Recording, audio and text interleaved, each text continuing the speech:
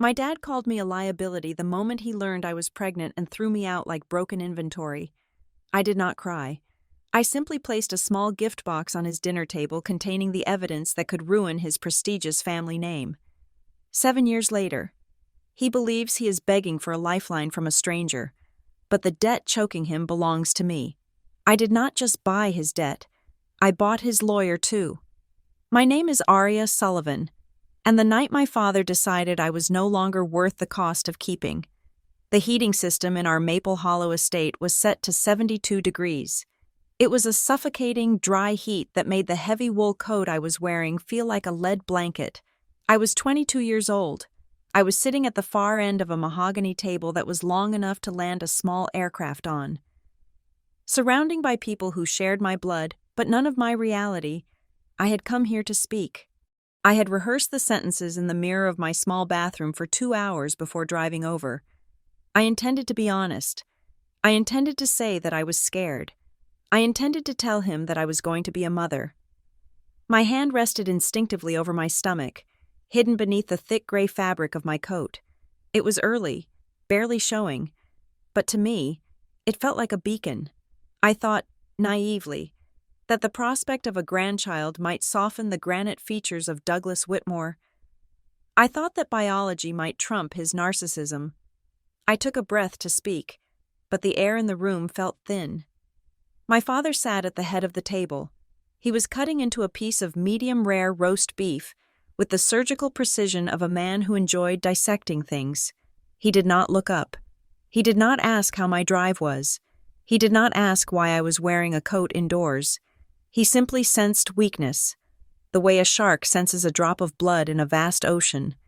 You are a liability, Aria. The sentence did not come with a shout.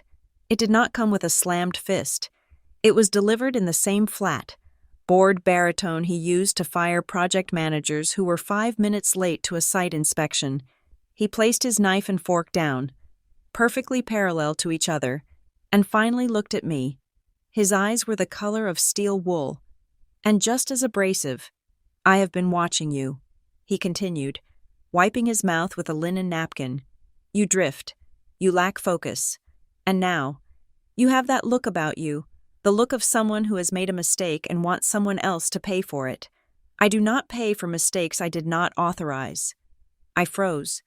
The words I had prepared died in my throat. He did not know the specifics. He did not know about the baby yet, but he did not need to know. Douglas Whitmore, the tycoon of Pennsylvania construction, operated on a predictive model. If an asset showed signs of depreciation, you liquidated it before it ruined the quarterly report. I am restructuring my estate planning, he said, reaching for his wine glass. You are being removed from the trust. You are being removed from the deed of the guest house, effective immediately. You are on your own. I suggest you find a job that suits your skill set, whatever that may be. The silence that followed was absolute. My stepmother, sitting to his right, studied the pattern on her china plate with the intensity of an archaeologist. My 2 cousins, seated across from me, suddenly found their water glasses incredibly fascinating. They were the audience. They were the silent shareholders in the corporation of Douglas Whitmore, and they knew that if they spoke, their dividends might be next on the chopping block. He had not asked if I was okay. He had not asked who the father was. He had not asked if I had a place to sleep. He had simply calculated the risk, determined the return on investment was negative, and severed the limb. I felt a cold clarity wash over me. It replaced the nausea. It replaced the fear. It was a sharp, metallic taste in my mouth. I realized then that I was not a daughter to him. I was a bad investment. I did not cry. Tears were a currency that had no value in this house. If I cried, he would only see it as validation of his assessment that I was weak. Instead, I reached under my chair. I pulled out a small, rectangular gift box. It was wrapped in navy blue paper with a silver ribbon. It looked elegant. It looked like the kind of box that would hold a thank you gift, or perhaps a watch. I stood up. My legs felt steady, steadier than they had felt in months. I walked the length of the long table. the sound of my boots on the hardwood floor echoing like a gavel striking a sounding block. I stopped right beside him. He looked at the box, then up at me, an eyebrow raised in mild amusement. "A parting gift," he asked, his voice dripping with that faux polite sarcasm that made his business rivals hate him. "Trying to buy your way back in before you are even out the door." I did not answer. I simply placed the box on his placemat, right between his wineglass and his untouched side of asparagus. It landed with a solid thud, heavier than a jewelry box should be. "Open it," I said. My voice was quiet, but it did not shake. He sighed, the theatrical sigh of a man indulging a petulant child, and pulled the ribbon. The paper fell away. He opened the lid. There was no watch inside. There was no jewelry. Inside the box was a stack of paper, folded neatly to fit. They were not letters of apology. They were copies of 3 years of overdue debt notices, final demands for payment, threat of litigation letters, and on top of them, copies of 3 commercial loan guarantees. Douglas stared into the box. I watched his pupils contract. I watched the blood drain from his face, leaving his skin the color of old parchment. He recognized them instantly. Of course he did. He was the one who had engineered them. I spoke, keeping my voice level. 3 heavy equipment leases for Whitmore Ridge Builders. 2 unsecured lines of credit for shell companies registered in Delaware. Total outstanding principal and interest is nearly $200,000. All of them past due. All of them personally guaranteed. I paused, leaning in slightly so that only he could see the fire in my eyes. By me. He looked up, and for the first time in my life, I saw something other than arrogance in his eyes. I saw fear. It was a flicker, gone in a millisecond, but it was there. He looked back down at the papers. Specifically, he was looking at the signatures at the bottom of the guarantee documents. They were signed, Aria Sullivan. The handwriting was exquisite. It looped and flowed with a confident grace. It looked exactly like my signature. In fact, it looked more like my signature than my own hand could produce on a nervous day. It was perfect. Too perfect. It was a forgery so practiced, so seamless, that it could only have been done by someone who had access to my old school documents, my passport application, my life, someone who had practiced tracing my identity until it became a tool he could wield. The room was silent. You could hear the hum of the refrigerator from the kitchen. Douglas slammed the lid of the box shut. The sound was like a gunshot. "You forged these," he hissed, his voice low and dangerous.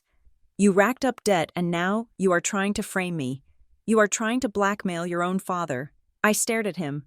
The accusation was absurd, and we both knew it. I was 22. I worked part-time at a bookstore. I did not have the credit history to lease a bulldozer. I did not have the corporate standing to open commercial lines of credit. But he did. He needed a fresh guarantor when his own credit was maxed out, and he had used the one person he thought would never check, the one person he thought was too stupid to understand finance. His accusation confirmed everything. If he were innocent, he would have been confused. He would have asked what these were. He would have asked who used my name. But he didn't. He went straight to the offensive. He attacked. That was the moment I knew. It wasn't just a mistake. It wasn't an oversight by his accounting department. It was him. He had stolen my name. He had leveraged my future to keep his empire floating for another few quarters. I looked around the table. My stepmother was drinking her wine, her eyes fixed on the wall. My cousins were staring at their plates. They heard him. They heard the accusation. They saw the panic in his movements, and they did nothing. They sat there like statues, bought and paid for. They were watching a play they had purchased tickets for, and they were determined to sit through the entire performance without interfering. I looked back at Douglas. He was glaring at me, daring me to speak, daring me to make a scene. He thought I would crumble. He thought I would scream and cry and beg him to fix it. He thought I was still the little girl who needed his approval to breathe. But the little girl had died the moment he called me a liability. I did not defend myself. I did not argue. Arguments are for people who think there is a misunderstanding. This was not a misunderstanding. This was war. I stepped back. If that is what you think, I said, my voice barely a whisper, then you have nothing to worry about. I turned my back on him. Get out, he barked behind me, his voice regaining its boom. Get out before I call the sheriff. You are dead to me. Arya, do you hear me? Dead. I kept walking. I walked past the grand fireplace where we used to hang stockings. I walked past the portrait of him shaking hands with the governor. I walked to the heavy oak front door and pulled it open. The wind hit me like a physical blow. It was snowing, a thick, blinding white curtain that erased the world. The cold bit into my cheeks, stinging my eyes. It was 5 degrees below zero, and I had nowhere to go. I stepped out onto the porch and closed the door behind me. The latch clicked shut, a final, metallic sound that severed my past from my future. I walked to my car, an old sedan that I had bought with my own money. My hands were shaking now, not from fear, but from a rage so hot it felt like it could melt the snow around me. I fumbled with my keys, dropping them once into a snowbank before retrieving them with numb fingers. I opened the car door and slid into the freezing driver's seat. The leather was stiff with cold. I did not start the engine immediately. I sat there, gripping the steering wheel until my knuckles turned white. I looked back at the house. The windows were glowing with warm, yellow light. Inside, they would be resuming their dinner. He would be spinning a story about how unstable I was, about how I had lost my mind. They would nod and agree, and they would eat their roast beef. And tomorrow, life would go on for the great Whitmore family. He thought he had won. He thought he had discarded a liability. He thought that by throwing me out, he had silenced the problem. He was wrong. He hadn't discarded a liability. He had created an enemy. I placed my hand on my stomach again. The wool of my coat was cold, but beneath it, I felt a warmth. I felt a heartbeat that wasn't mine, but was entirely my responsibility. I leaned my head back against the headrest and watched the snow pile up on the windshield. Sweetheart, I whispered into the darkness, the words forming a cloud of vapor in the freezing air. Mommy is not going to let them win. Mommy is not going to let them turn our name into trash. I looked at the glove compartment where I had stashed the originals of the documents in the box. He had the copies. I had the ink. He thinks I am a liability fine. I would become the greatest liability he had ever known. I would not just be a line item in the loss column. I would be the bankruptcy event. I turned the key. The engine sputtered, then roared to life. I did not look back at the house again. I shifted the car into drive and pulled out of the driveway, the tires crunching loudly on the fresh snow. I drove into the white darkness, leaving the warmth, the money, and the lies behind me. I had $7 in my wallet and a child on the way, but for the first time in my life, I knew exactly what I had to do. He would sign. One day, he would sign again. But next time, it would not be a forgery. Next time, he would be signing away everything he loved, and I would be the one holding the pen. Erie, Pennsylvania, was not Maple Hollow. Maple Hollow smelled of pine needles and old money. Erie smelled of wet asphalt, industrial exhaust, and the lake-effect snow that seemed to hang in the air like a permanent gray curtain. I sat in a plastic chair in the leasing office of the Pines, a generic apartment complex near the highway. It was not luxury living, but it was safe. And it was warm.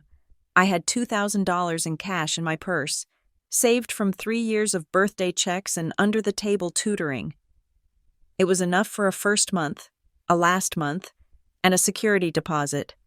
The property manager was a woman named Brenda, who had smiled at me when I walked in. She had commented on my coat. She had offered me a peppermint from a glass bowl. Then she turned to her computer to run the standard background check. I watched her face change. The smile did not just fade, it evaporated. Her eyebrows drew together, and she leaned back from the monitor as if the screen had just spit at her. "Is there a problem?" I asked. My hands were resting on my stomach. I was still hiding the pregnancy under layers of wool, but I felt the baby shift, a tiny flutter of anxiety shared between us. Brenda turned the monitor slightly away, shielding it. I cannot rent to you, Ms. Sullivan. But I have the money, I said, reaching for my bag. I have cash. I can pay 3 months in advance if that helps.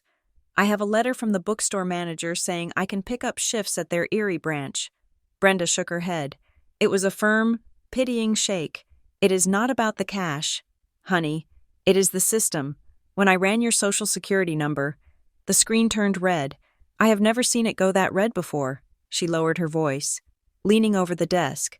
Your credit score is 420. You have active collections totaling 6 figures. You have defaults on commercial machinery. You are listed as a high-risk liability. The system literally locks me out. I could not print a lease for you even if I wanted to. I felt the blood drain from my face. 420. That was not a score. That was a financial death sentence. I walked out of the pines and into the slush. The wind off Lake Erie cut through my clothes, freezing the sweat on my back. I did not go to another leasing office. I knew the result would be the same. The digital mark of Cain was on my forehead. I found a room on the east side of town. It was in a house with peeling blue paint and a porch that sagged on the left side. The landlord was a man with yellow fingernails who did not ask for a social security number. He asked for $600 cash. Up front. No receipt. The room was small. It had a single window that rattled when the wind blew, and a radiator that clanked like a dying engine. The mattress smelled of stale cigarettes and someone else's despair. I sat on the edge of the bed and took out a small spiral notebook.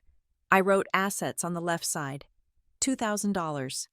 I wrote liabilities on the right side, everything else. My life became a game of arithmetic survival. I learned that a dozen eggs provided more protein per dollar than anything else in the grocery store. I learned that if I walked the 3 miles to the library instead of taking the bus, I saved $2.50, which was enough for a gallon of milk. I learned that hunger was a dull ache that I could ignore, but the cold was a sharp pain that required quarters for the electric heater. I got a job washing dishes at a diner on State Street. It paid minimum wage, under the table because the owner liked to cheat on his taxes. It was ironic. I was a victim of financial fraud working for a tax cheat. I stood for 8 hours a day in soapy water that made my hands red and raw, listening to the clatter of plates, trying to ignore the exhaustion that seeped into my bones. But the mail was worse than the work. Since I had forwarded my mail to a P.O. box in Erie, the letters found me. They arrived in bundles. White envelopes with red urgent stamps, brown envelopes from legal firms I had never heard of. Notice of default, intent to accelerate, final demand. Each one was a physical blow.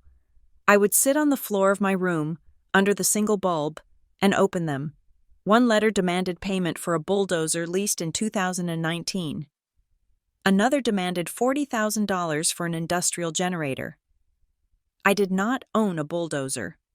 I had never seen an industrial generator. One Tuesday morning, I put on my best clothes, which were beginning to feel tight around the waist, and walked into a branch of the First National Bank. I asked to speak to a loan officer. The man who saw me looked like he was 12 years old, wearing a suit 2 sizes too big. He tapped on his keyboard, frowned, and then looked at me with a mixture of confusion and suspicion. Ms. Sullivan, he said, you are listed as the primary guarantor on 3 separate commercial lines of credit associated with Whitmore Ridge Builders. Guarantor. I repeated. The word tasted like ash. Yes, he said. It means that if the primary borrower, your father's company, does not pay, you are personally responsible for the full amount. And according to this, the company has missed 4 consecutive payments. They are coming after you because his corporate assets are likely shielded or leveraged elsewhere.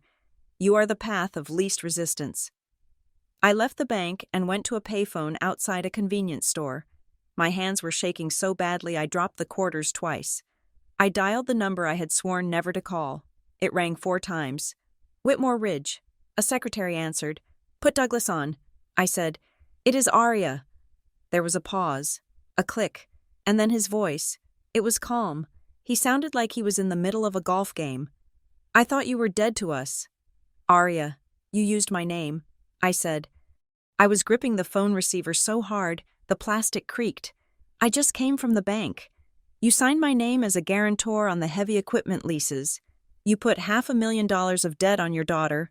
He laughed. It was a short, dismissive sound. Don't be dramatic, he said. It is just paper. It is how business gets done. I needed a bridge loan. The underwriters required a secondary signature. It is a technicality. It is fraud. Douglas, I shouted, not caring who on the street heard me. I cannot rent an apartment. I cannot get a credit card. You destroyed my life. Oh, stop it, he said, his voice dropping to that patronizing tone that made my skin crawl. Do not worry your pretty little head about finance. Arya, these are men's matters. I will service the debt when the liquidity improves in the third quarter. Just sit tight and stop hysterical. He hung up.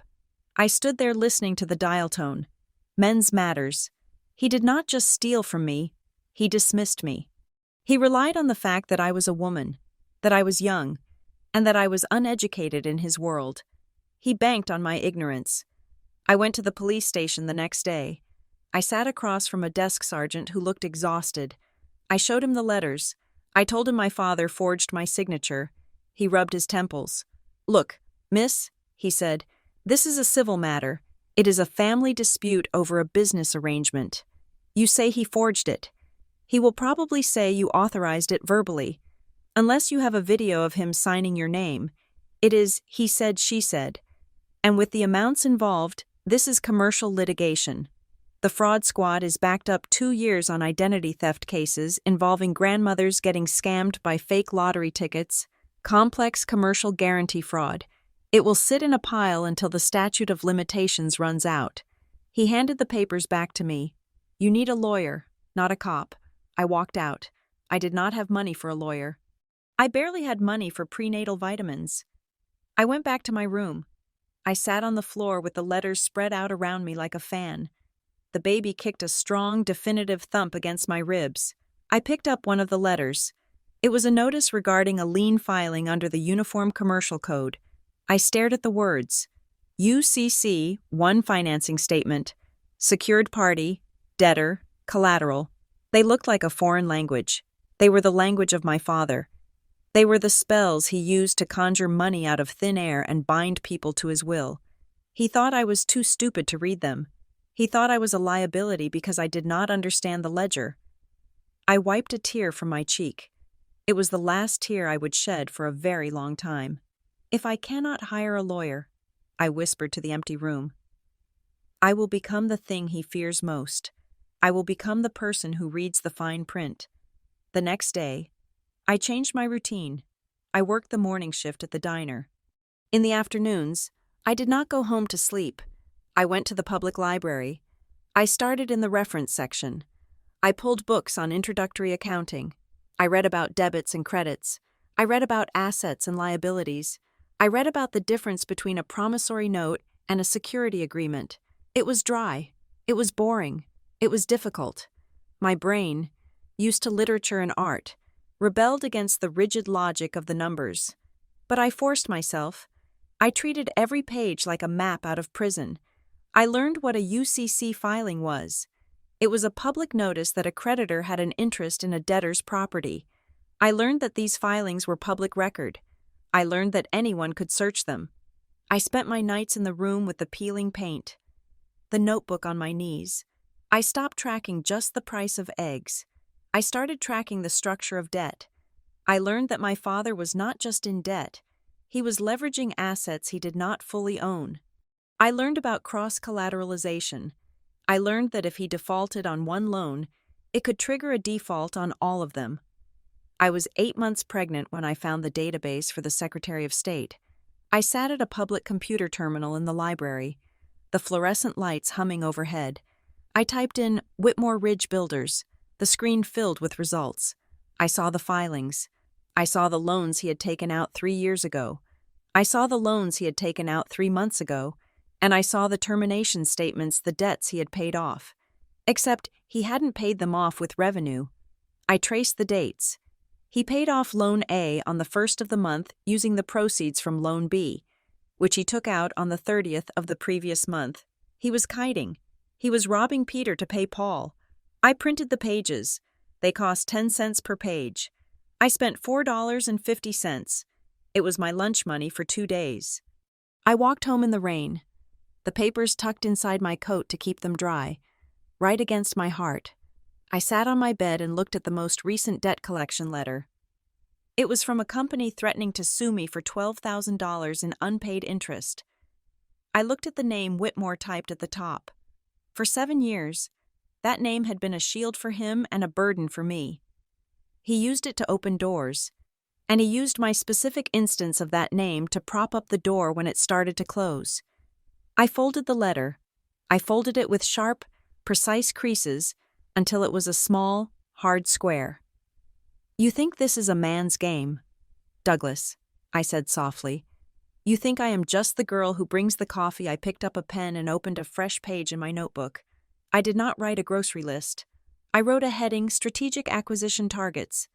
"If they use my name as a weapon," I said, staring at the wall where the dampness was making the wallpaper bubble, "then I will learn how to hold it. I will learn how to aim it, and I will learn how to pull the trigger." Chicago looked like a circuit board from the 34th floor. The city was a grid of light and shadow, humming with the invisible current of money moving from one account to another. I stood with my forehead resting against the cold glass, looking down at the loop. It was 7 o'clock in the evening on a Tuesday. Most of the lights in the buildings opposite mine were still on. The janitors were not cleaning yet. The analysts were still working. I was 29 years old. I turned away from the window and looked at my reflection in the dark glass. The girl who had shivered in a coat 2 sizes too big in a snowy parking lot was gone. She had been replaced by a woman wearing a tailored charcoal suit that cost more than the car I had driven out of Maple Hollow. My hair was cut into a sharp, asymmetrical bob. My makeup was minimal, precise. I looked expensive. I looked like I belonged in this skyline. I walked back to my desk. It was a slab of reclaimed wood, devoid of clutter. No picture frames, no knickknacks, just a dual monitor setup, a secure phone line, and a single coaster for my espresso. The glass door to the main office bore the name in frosted lettering, Kestrel Ledger Group. I was the founder, I was the CEO, and for all intents and purposes, I was the algorithm. We were not a massive hedge fund. We did not have a floor full of traders screaming at Bloomberg terminals. We were a boutique firm, a sniper rifle compared to Wall Street's shotgun. We specialized in distressed commercial debt. Specifically, we bought the bad paper that regional banks were too embarrassed to keep on their balance sheets, but too exhausted to pursue. When a construction company stops paying its loan, the bank panics. They have auditors. They have quarterly reports. A non-performing loan is a stain. It ruins their ratios. They want it gone. They want to sell it for pennies on the dollar just to say they cleared the books. That was where I came in. I was the cleaner. I sat down and woke up my monitors. The glow illuminated the room. I did not open a generic market watch. I opened a spreadsheet that I had been building for 6 months. It was not a hit list. A hit list implies emotion. A hit list implies anger.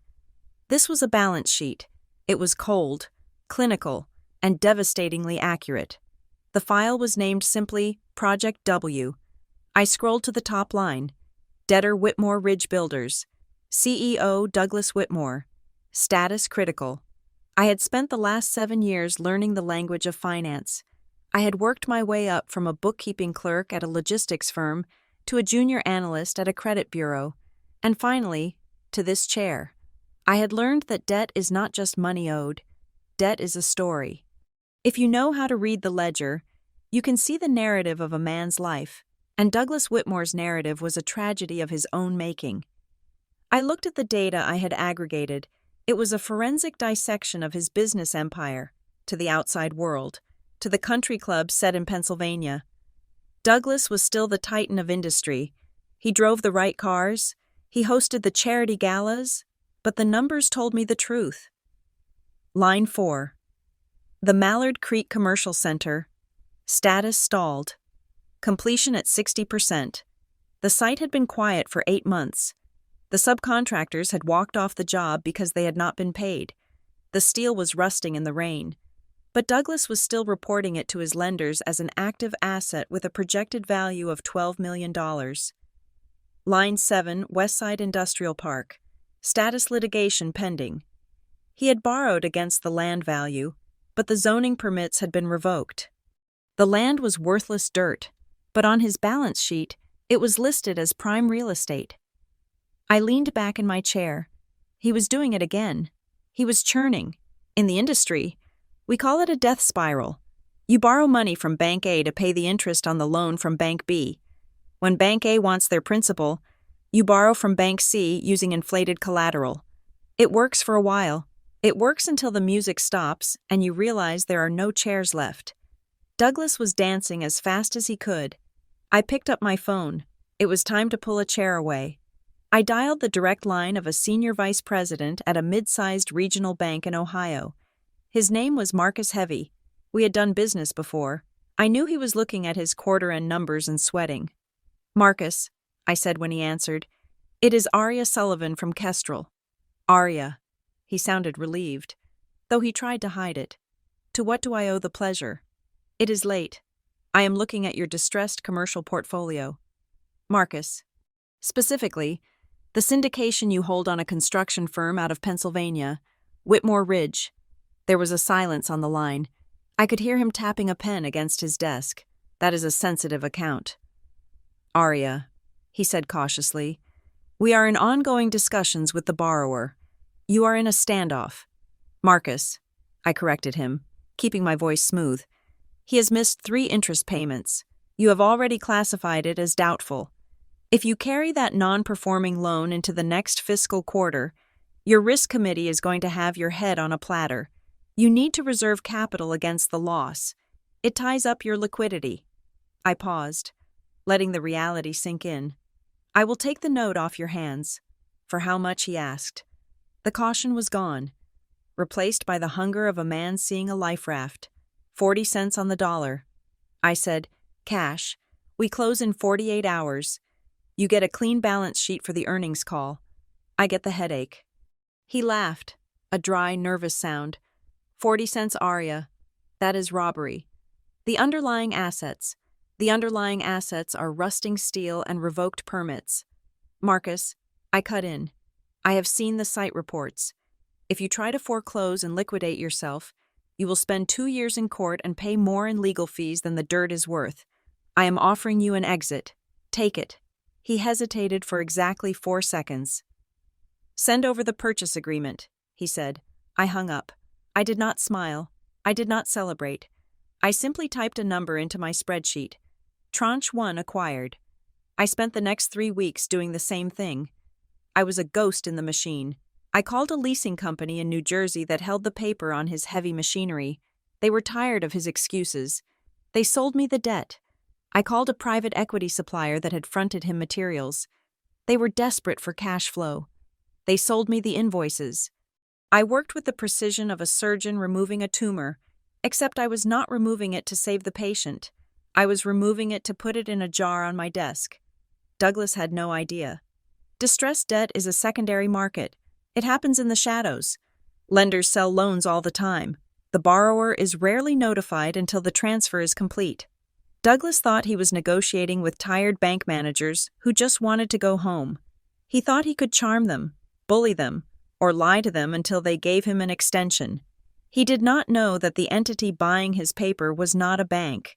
He did not know that Kestrel Ledger Group was not interested in extensions. By the end of the month, I ran the totals. I looked at the bottom right cell of my spreadsheet. The number was bolded in black. Total debt acquired, $472,000. To a giant hedge fund on Wall Street. $400,000 was a rounding error. It was lunch money. But Douglas Whitmore was not Wall Street. He was a local kingpin living on leverage. $472,000 was the exact amount of liquidity he did not have. It was the thread that held the sword of Damocles above his head. I had the equipment leases. I had the construction loans. I had the personal guarantees. I swiveled my chair around to face the window again. The city lights were blurring in the rain that had started to fall. I remembered the box I had placed on his table 7 years ago. I remembered the feeling of powerlessness when he laughed at me. He had called me a liability. He had defined me by what I cost him. Now, I owned his costs. I was no longer the daughter. I was the creditor. And in the world of business, the creditor is God. I picked up my phone again. This time, I did not call a banker. I opened my secure messaging app and found the contact listed as Pierce Legal. Rowan Pierce was my attorney. He was the only person in Chicago who knew the full scope of what I was doing. He was expensive, he was brilliant, and he had the moral flexibility of a yoga instructor. I typed a message. Acquisition phase complete. We control the majority position on the Whitmore notes. I watched the 3 little dots appear as he typed back. Are you ready to initiate the demand? I looked at the message. Was I ready? I thought about my son. He was 6 years old now.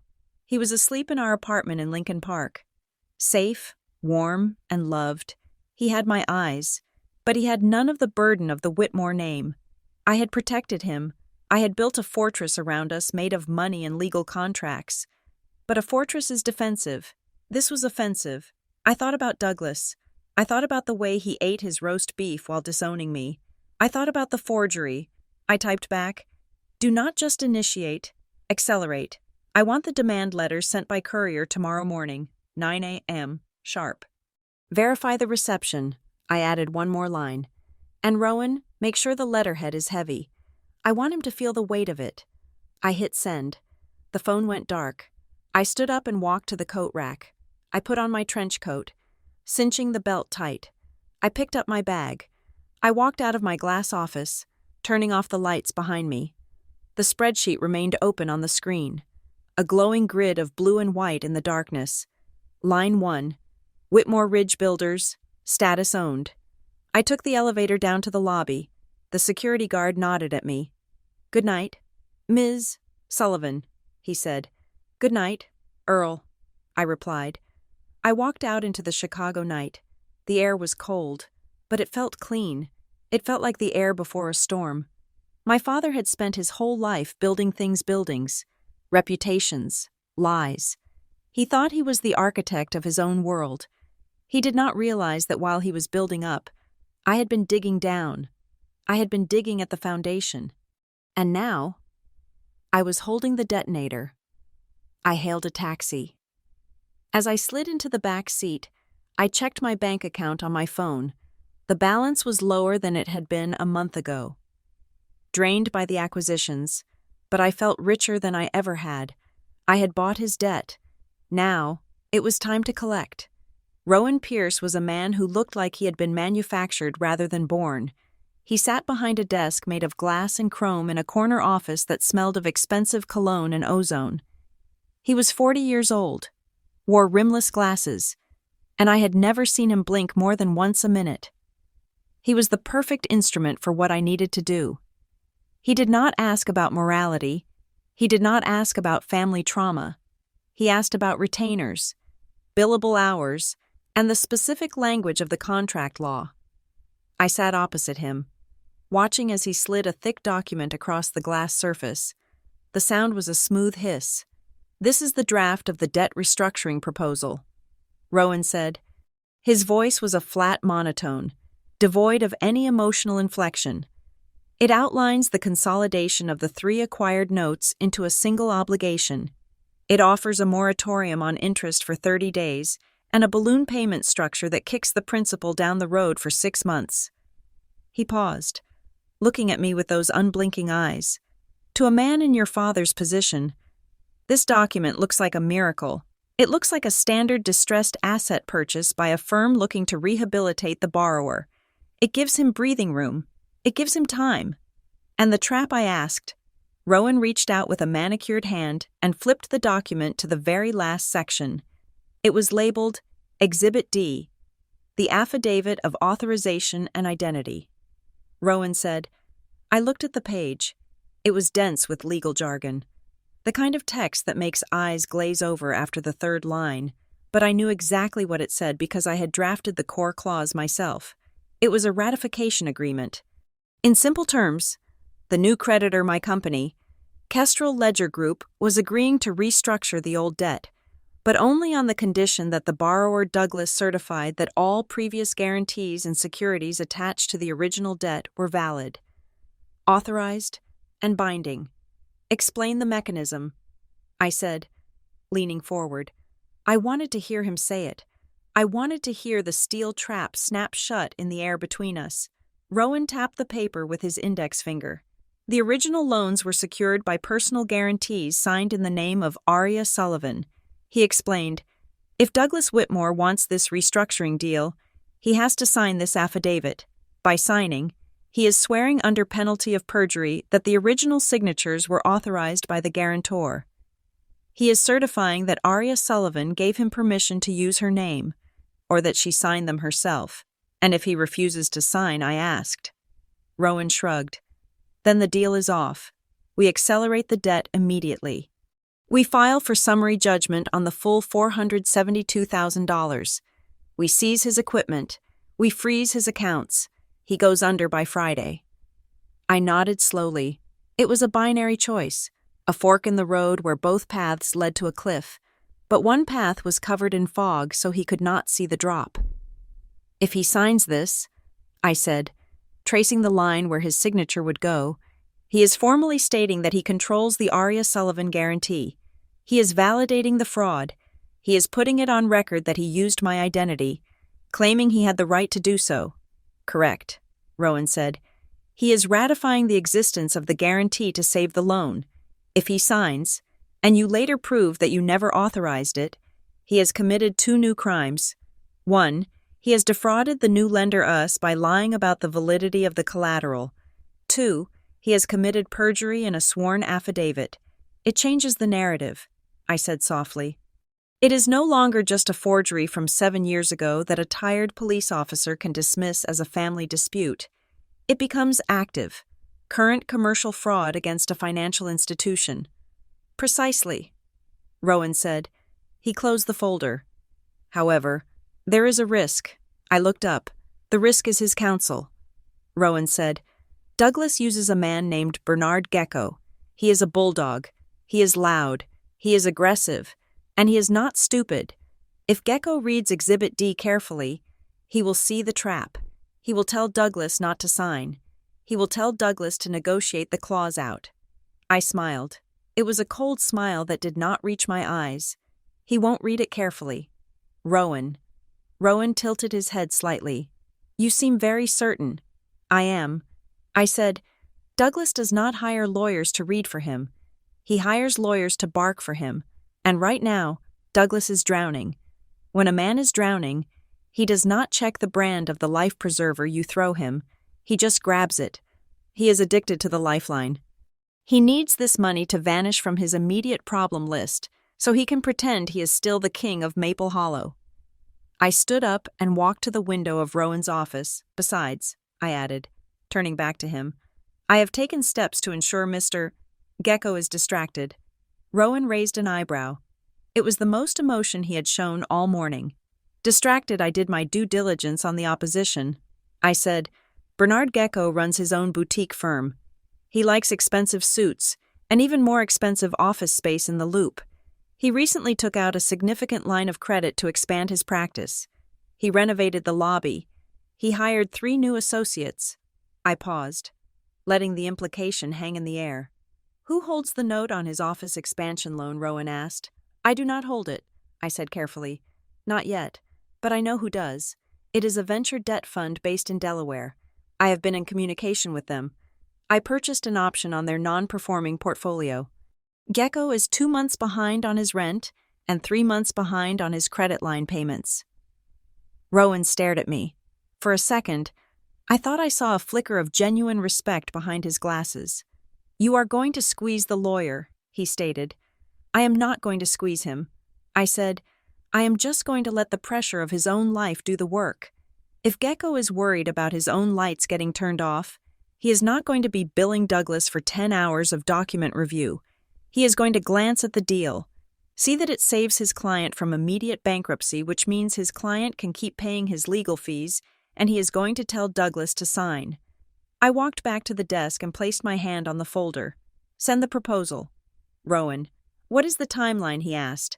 opening his laptop. 48 hours. I said. That is aggressive, Rowan noted. Typing. Standard review period is 5 business days. I do not want standard. I said. I want panic. I want him to feel the walls closing in. Send it via courier to his office. Mark it personal and confidential. Timestamp the delivery. Tell him the offer expires at exactly 9 in the morning on Thursday. If the executed documents are not returned by then, we file the lawsuit. Rowan finished typing and looked up. You realize, he said, his voice dropping slightly, that if he signs this, you are effectively destroying him. You are handing him a shovel and telling him to dig his own grave. I picked up my purse. He dug the grave 7 years ago. Rowan, I am just putting the headstone on it. I walked to the door. Arya, Rowan called out. I stopped and turned. Why, he asked. You could just sue him for the money. You have the notes. You could bankrupt him today without the theatrics. Why the affidavit? Why the trap? I looked at the man who dealt in logic and law, trying to explain something that was made of blood and memory. I do not need him bankrupt. Rowan, I said, bankruptcy is just a financial state. People recover from bankruptcy. They blame the market. They blame the economy. They rewrite history to make themselves the victim of bad luck. I tighten my grip on the door handle. I need him to own it. I need him to look at a piece of paper and make a choice to lie again. I need him to verify, with his own hand, that he used me. I need him to write his name into the guilt when the gavel finally comes down. I do not want him to say he made a mistake. I want the world to see that he made a choice. Rowan watched me for a long moment. Then he nodded once, a short, sharp motion. I will call the courier, he said. I left the office. The elevator ride down took 30 seconds. I watched the numbers count down. 30, 29, 28, 48 hours, 2 days. Somewhere in Pennsylvania, Douglas Whitmore was probably sitting in his leather chair, drinking scotch, worrying about how he was going to pay the electrical subcontractors. He had no idea that a courier was about to hand him the most dangerous piece of paper he would ever touch. He would see the numbers, the interest rate drop, the payment deferral, and he would think he had won. He would think he had found a sucker. He would think he had maneuvered his way out of another tight spot. He would not look at Exhibit D, and if he did, he would rationalize it. He would tell himself that since I was his daughter, it was technically authorized. He would tell himself that he was doing it for the family. He would lie to himself, just like he lied to me that night at the dinner table. But this time, the lie would be notarized. I walked out into the street. The wind was whipping around the skyscrapers, channeling through the avenues like water through a canyon. I pulled my coat tighter. I had bought the debt, I had bought the lawyer, and soon I would buy the truth. I checked my watch. It was 11 in the morning. The clock had started. The conference room was located on the 42nd floor of the Obsidian Tower, a gleaming needle of glass and steel in the heart of downtown Chicago. It was a space designed to intimidate. The table was a single slab of black marble, imported from Italy, cold enough to freeze the condensation on a water glass in seconds. The chairs were Herman Miller, upholstered in leather that smelled like the interior of a new luxury sedan. The view from the floor-to-ceiling windows offered a panoramic sweep of Lake Michigan, gray and churning under the winter sky. To the casual observer, this suite belonged to a generic, high-end shell corporation. The brass plaque on the door simply read, Apex Holdings, LLC. There was no website. There was no listed phone number. To me, however, it was a stage. And I was the director, watching from the wings. I was sitting in a windowless server room 2 floors down. The air conditioning here was humming at a low, aggressive frequency to keep the racks of equipment cool. I sat in a high-backed ergonomic chair, the only light in the room coming from a bank of 3 high-definition monitors. I was not spying. The lease agreement for the suite on the 42nd floor, which was held by a subsidiary of Kestrel Ledger Group, explicitly stated in paragraph 14, subsection B, that the premises are subject to audio and video surveillance for security and liability purposes. Douglas Whitmore never read paragraph 14. He barely read headlines. I leaned forward, studying the center monitor. The camera feed was crystal clear, capturing the room in 4K resolution. I could see the dust motes dancing in the shaft of light hitting the marble table. I could see the condensation on the pitcher of water waiting for the guests. At 10 o'clock sharp, the heavy oak double doors opened. My father walked in first. It had been 7 years since I had seen him in the flesh. The image on the screen was sharp enough to count the wrinkles around his eyes. He looked smaller. The Douglas Whitmore I remembered was a physical presence that filled a room. A man who occupied space with the entitlement of a king. This man looked hollowed out. He was wearing a navy pinstripe suit that I recognized. It was a Brioni, custom-tailored. But it did not fit him anymore. The shoulder pads extended a fraction of an inch too far beyond his natural shoulder line. The collar gaped slightly at the back of his neck. He had lost weight, perhaps 20 pounds, but not the healthy kind of weight loss that comes from the gym. This was the stress diet. This was the attrition of a man who spent his nights staring at ceilings, wondering which lie would collapse first. Yet, despite the ill-fitting suit, the arrogance was still there. It was plastered onto his face like a mask. He strode into the room, checking his watch, scanning the empty chairs with a sneer of dismissal.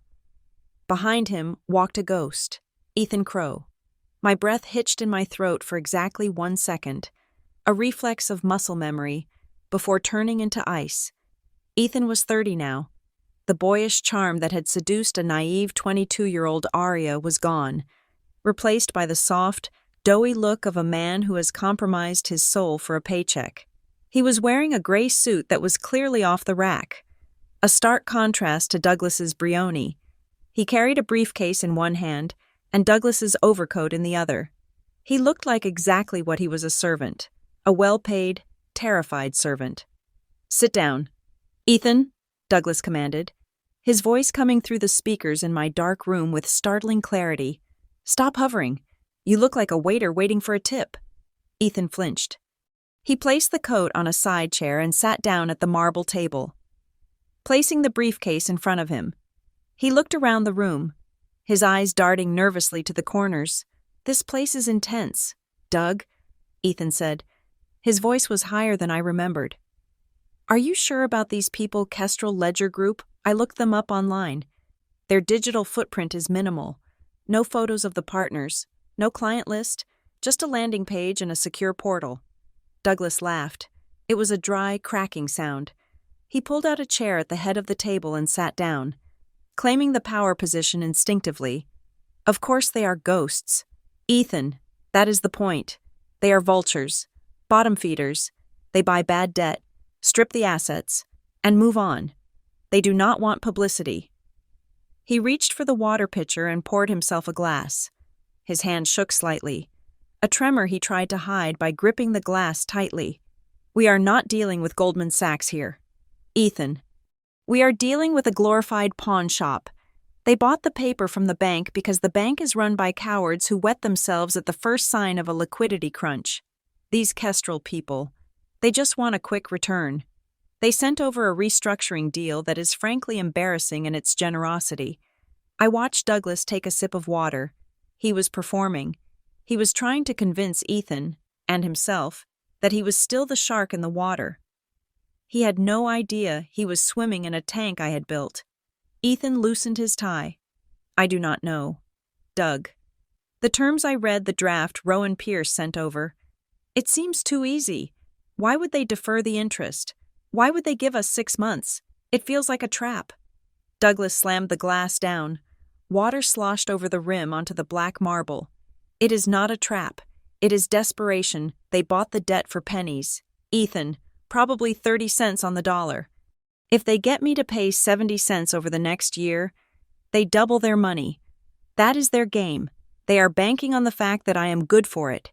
He leaned back, putting his feet up on the rung of the chair next to him. "They are buying the Whitmore brand.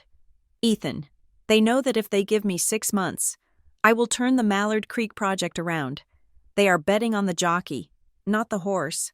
I let out a low, bitter laugh in the darkness of the server room. Betting on the jockey. He was delusional. He truly believed his own mythology. Ethan did not look convinced. He opened his briefcase and pulled out a file. But the affidavit, Doug, Exhibit D. I asked our lawyer, Bernard, about it. He said it is unusual language. It requires you to personally certify the validity of all prior guarantees, specifically the ones signed by her. Ethan could not even say my name. He just said her, as if I were a curse word. Douglas waved a hand dismissively. Standard boilerplate. Bernard is an alarmist. That is why I pay him. To worry so I do not have to. Look, Ethan, focus on the big picture. If I sign this today, the immediate pressure from the bank vanishes. The foreclosure notice on the equipment gets rescinded. We get access to the remaining draw on the construction loan. And then what Ethan asked? In 6 months, the balloon payment hits $400,000. Where is that coming from? The mall project is dead in the water. Doug, the steel is rusting. We have not had a crew on site in 8 weeks. Douglas leaned in, his voice dropping to a conspiratorial whisper. The high-definition microphone picked it up perfectly. We do not need to finish the mall. Ethan, we just need to look like we are finishing it.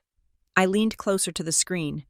Here it comes, Douglas continued, a smirk playing on his lips. We take the liquidity from this restructuring. We use $50,000 to paint the steel and get a skeleton crew back on site.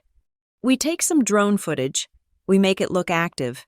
Then, we go to the secondary lenders in New York, the ones who do not talk to the Pennsylvania banks, and we refinance the whole package based on the new activity report. We use the new loan to pay off Kestrel. I felt a chill run down my spine.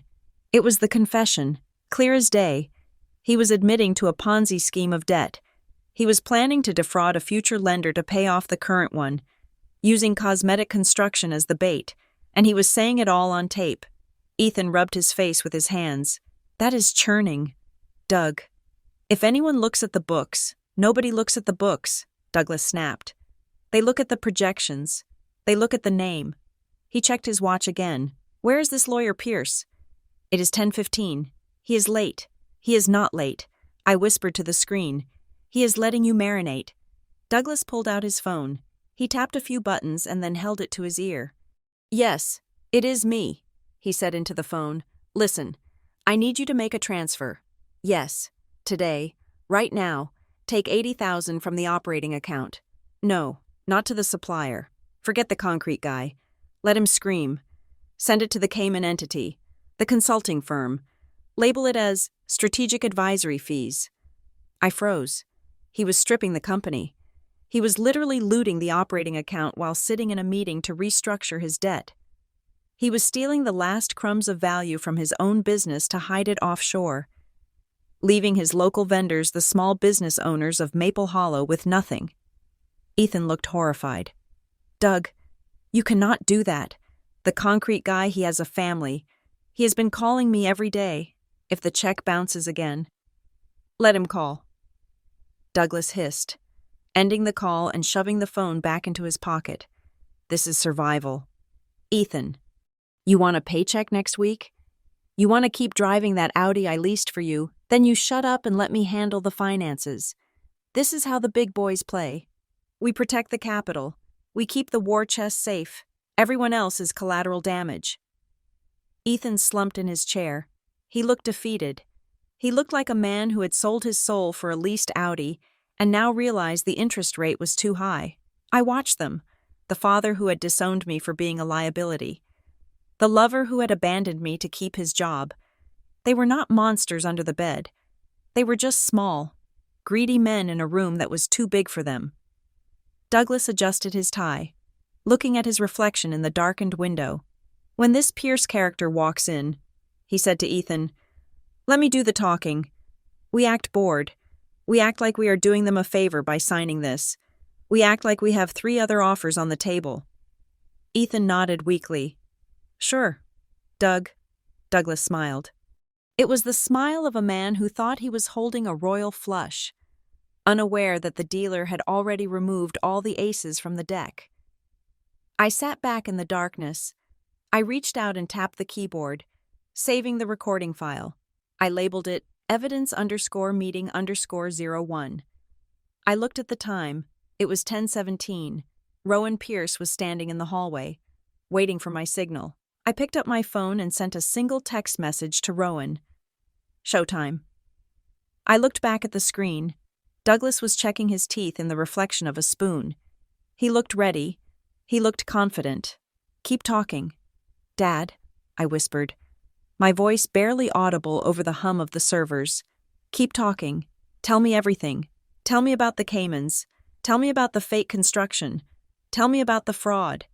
I touched the cold glass of the monitor, right over his face. Because every word you say is another zero on the check you are going to write me. And this time, the currency is not money. It is your life. Rowan Pierce entered the room exactly as I had instructed him to. He did not knock. He did not smile. He did not offer a hand to either the desperate father or the nervous ex-boyfriend. He simply walked to the head of the table, opposite Douglas, and placed a thick black leather binder on the marble surface. The sound of the heavy binder hitting the stone was not loud, but in the silence of the room, it resonated like a coffin lid closing. I watched on the monitor as Douglas straightened his tie, his earlier bravado melting into a mask of eager anticipation. He looked at the binder as if it contained the Holy Grail. To him, it did. It contained the restructuring agreement that would wipe away the immediate threat of bankruptcy. It contained the oxygen he needed to keep breathing for another 6 months. Good morning, Mr. Whitmore, Rowan said. His voice was devoid of warmth. It was the voice of an algorithm given vocal cords. Douglas put on his best CEO smile, the one he reserved for Rotary Club meetings and ribbon cuttings. Mr. Pierce, Douglas said, leaning back as if he were the one in control. We were just discussing the terms. My associate and I feel that a few of the clauses regarding the Rowan cut him off. He did not do it rudely. He did it with the efficiency of someone who valued time more than politeness. The terms are non-negotiable, Rowan stated. He remained standing. This is a take-it-or-leave-it offer from Kestrel Ledger Group. We are not a bank. Mr. Whitmore, we do not have committees. We have a singular objective: asset recovery or asset liquidation. Douglas blinked. The smile faltered. I understand that, Douglas said, his voice tightening. But surely there is room for Rowan tapped the face of his watch. It was a Patek Philippe. Understated and expensive. The wire transfer for the initial debt relief is queued in our system, Rowan said. However, the outgoing wire window for same-day settlement closes in 12 minutes, if the documents are not signed, notarized by your witness, and uploaded to our server by then.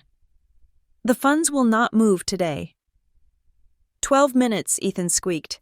That is not enough time to review. Rowan turned his head slowly to look at Ethan, examining him like a specimen under a microscope. The documents were sent to your office yesterday via courier. Rowan said, You had 24 hours to review. If you fail to do so, that is a failure of your internal due diligence, not our problem. He turned back to Douglas. You have 11 minutes now. If we miss the window, the deal expires. We will proceed with the acceleration of the debt and the seizure of the collateral tomorrow morning. I watched Douglas's face on the high-definition screen. I saw the calculation happening behind his eyes. He was trapped. He knew he should read the fine print. He knew he should call his lawyer, Bernard Gecko. But he also knew that Bernard was dodging his calls because of unpaid bills, and he knew that if the money did not hit his account today, his payroll checks would bounce tomorrow. Panic is a powerful accelerant. It burns away caution. Douglas reached for the binder. He opened it. He did not read the first few pages. He flipped through them rapidly, his eyes scanning for the only thing that mattered to him, the money.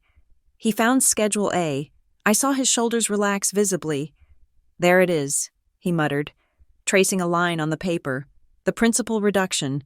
The 6-month forbearance. He looked up at Rowan. So, if I sign this, the foreclosure stops. The equipment stays on my sites. Rowan nodded once.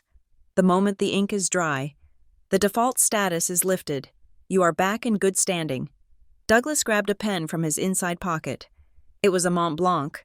Even when he was looting his own company, he insisted on writing with a $500 pen. He flipped to the back of the binder. He signed the main agreement with a flourish. He signed the promissory note. He signed the security agreement. Then he turned the page to Exhibit D. I leaned forward in my chair in the server room. My breath held tight in my chest. This was it. The affidavit of authorization and identity. Douglas paused. His hand hovered over the signature line. He squinted at the text. "This is unusual," Douglas said slowly. He read a few lines out loud. "The undersigned hereby certifies and swears under penalty of perjury that all prior guarantees, specifically those bearing the name Aria Sullivan, were executed with full authorization and consent of the named party." He stopped reading.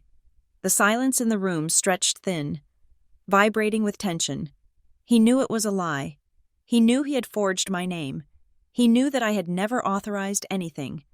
If he signed this, he was not just lying to me. He was lying to a federal court, effectively, by creating a sworn legal instrument. He looked up at Rowan, a flicker of the old fox instinct igniting in his eyes. "Why is this here?" Douglas asked, his voice sharp. "The debt is corporate. Why are you dragging up old personal guarantees? This feels specific." Rowan did not blink. He did not hesitate. He delivered the lie I had scripted for him with the cool assurance of a grim reaper. "It is a compliance requirement for our risk insurers," Rowan said smoothly, "because the original guarantor, Ms. Sullivan, is not present to resign the new notes. We require the primary borrower to indemnify us against any claims of identity theft. It is standard procedure when dealing with family-held guarantees." Douglas narrowed his eyes. "I should run this by Bernard," he said, "just to be safe." Rowan checked his watch again. He let out a small, impatient sigh. "You have 7 minutes, Mr. Whitmore. If you want to call your lawyer, go ahead. But I should inform you that the prime rate shifted by 20 basis points this morning. This offer is locked in at yesterday's rate. If the window closes and we have to re-underwrite the deal tomorrow, the interest rate will go up on a $500,000 structured note. That is an additional $15,000 a year in cost." I smiled in the darkness. It was a beautiful lie. The prime rate had not moved. But Douglas did not know that. He did not read the Wall Street Journal. He only read his own press clippings. $15,000. It was a specific number. It was a number Douglas could understand. It was the cost of his ego. Douglas looked at his phone. He looked at Ethan. "Ethan," Douglas said, "do we have 15 grand to spare?" Ethan shook his head, looking terrified. "We do not have $15 to spare. Doug, the operating account is at zero until this wire hits." And Doug, the repo guy, called again about the S-Class. He said he is coming to the office at noon. That was the kill shot. The Mercedes S-Class, the symbol of his power. The idea of a tow truck driver hooking up his car in front of his employees, in front of the town of Maple Hollow, was more terrifying to Douglas Whitmore than prison. He could survive fraud. He could not survive embarrassment. "Fine," Douglas snapped. He looked down at the paper. "It is just a formality," he muttered to himself. "Aria is gone. She is probably waiting tables in New Jersey. She will never know." He pressed the nib of the Mont Blanc onto the paper. I watched the ink flow. I watched him carve his name into the trap. Douglas Whitmore. He signed with force, the loops of the letters aggressive and sharp. He was signing away his defense. He was signing away his deniability. He was admitting, in writing, that he had authority over my name, an authority he had stolen, not earned. "Witness," Douglas barked, sliding the binder toward Ethan. Ethan hesitated. He looked at the affidavit. He saw what it said. He knew the history. He knew about the baby. He knew about the night I left. "Ethan, sign the damn paper," Douglas shouted. "We have 4 minutes." Ethan swallowed hard. He picked up a cheap ballpoint pen from the table. He did not look at Douglas. He did not look at Rowan. He signed his name on the line marked "Witness." It was done. Rowan reached out and took the binder. He did not check the signatures. He knew they were there. He closed the heavy leather cover. "Thank you," Rowan said. He picked up the binder and tucked it under his arm.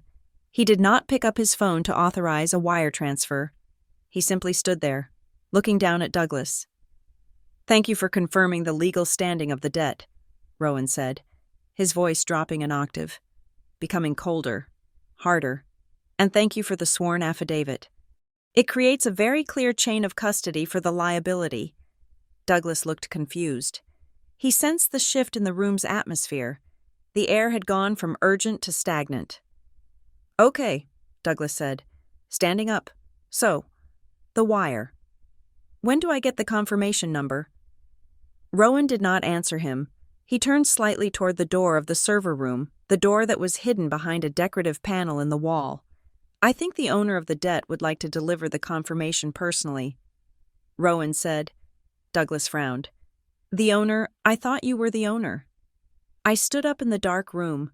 My legs felt strong. My heart was beating a steady, rhythmic drum against my ribs. I smoothed the lapels of my suit. I checked my reflection in the monitor one last time. I was not the girl in the wool coat anymore. I was the storm that had finally made landfall. I reached for the door handle. "Wait," Douglas said, his voice rising in pitch. "Who is the owner? What is going on here?" I pushed the door open. The light from the conference room flooded into the server room, blinding me for a fraction of a second. I stepped out into the brightness. The click of my heels on the marble floor was the only sound in the world. I walked past Rowan. I walked to the end of the table. I stood directly in the beam of the overhead light, creating a silhouette that they had to squint to see. Douglas froze. His mouth hung slightly open, the question dying on his lips. Ethan dropped his pen. It rolled across the marble table and fell to the floor with a clatter. I looked at my father. I looked at the man who had called me a liability. I looked at the man who had just signed a confession to save a car he couldn't afford. "The wire transfer is not coming." "Douglas," I said.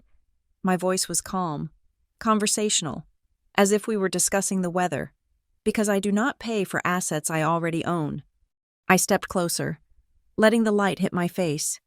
"Hello, Dad." The silence that followed was not empty. It was heavy. It was the sound of a universe realigning itself. It was the sound of a 7-year-old debt finally coming due. The light in the conference room was clinical and unforgiving. It washed over the Italian marble and the terrified men, stripping away the shadows where they usually hid their secrets. I stood there, framed by the open door of the server room, letting the silence stretch until it was tight enough to snap a neck. I was wearing a suit of midnight blue wool, tailored to within a millimeter of my life. My hair, once long and unruly, was now a sharp, architectural bob that framed my face like a helmet. I wore no jewelry except for a simple vintage watch on my left wrist. I did not look like the pregnant girl in the oversized coat who had shivered in a snowy parking lot 7 years ago. I did not look like a victim. I looked like the CEO of a company that ate other companies for breakfast. Douglas Whitmore was the first to react. His brain, sluggish from stress and arrogance, struggled to reconcile the image before him with the memory he had discarded. He blinked rapidly. His mouth opened, but no sound came out. He looked like a fish pulled onto a dock, gasping for oxygen that was no longer there. "Aria," he finally whispered. The word hung in the air, weak and pathetic. Ethan Crow was worse. He was staring at me with a look of absolute horror. He had just signed a document as a witness to a fraud, and now the ghost of his past had walked out of the wall to collect the paper. His face was the color of wet dough. He gripped the edge of the table so hard his knuckles were white. He looked like he had swallowed his own tongue. I walked toward the table. I moved slowly.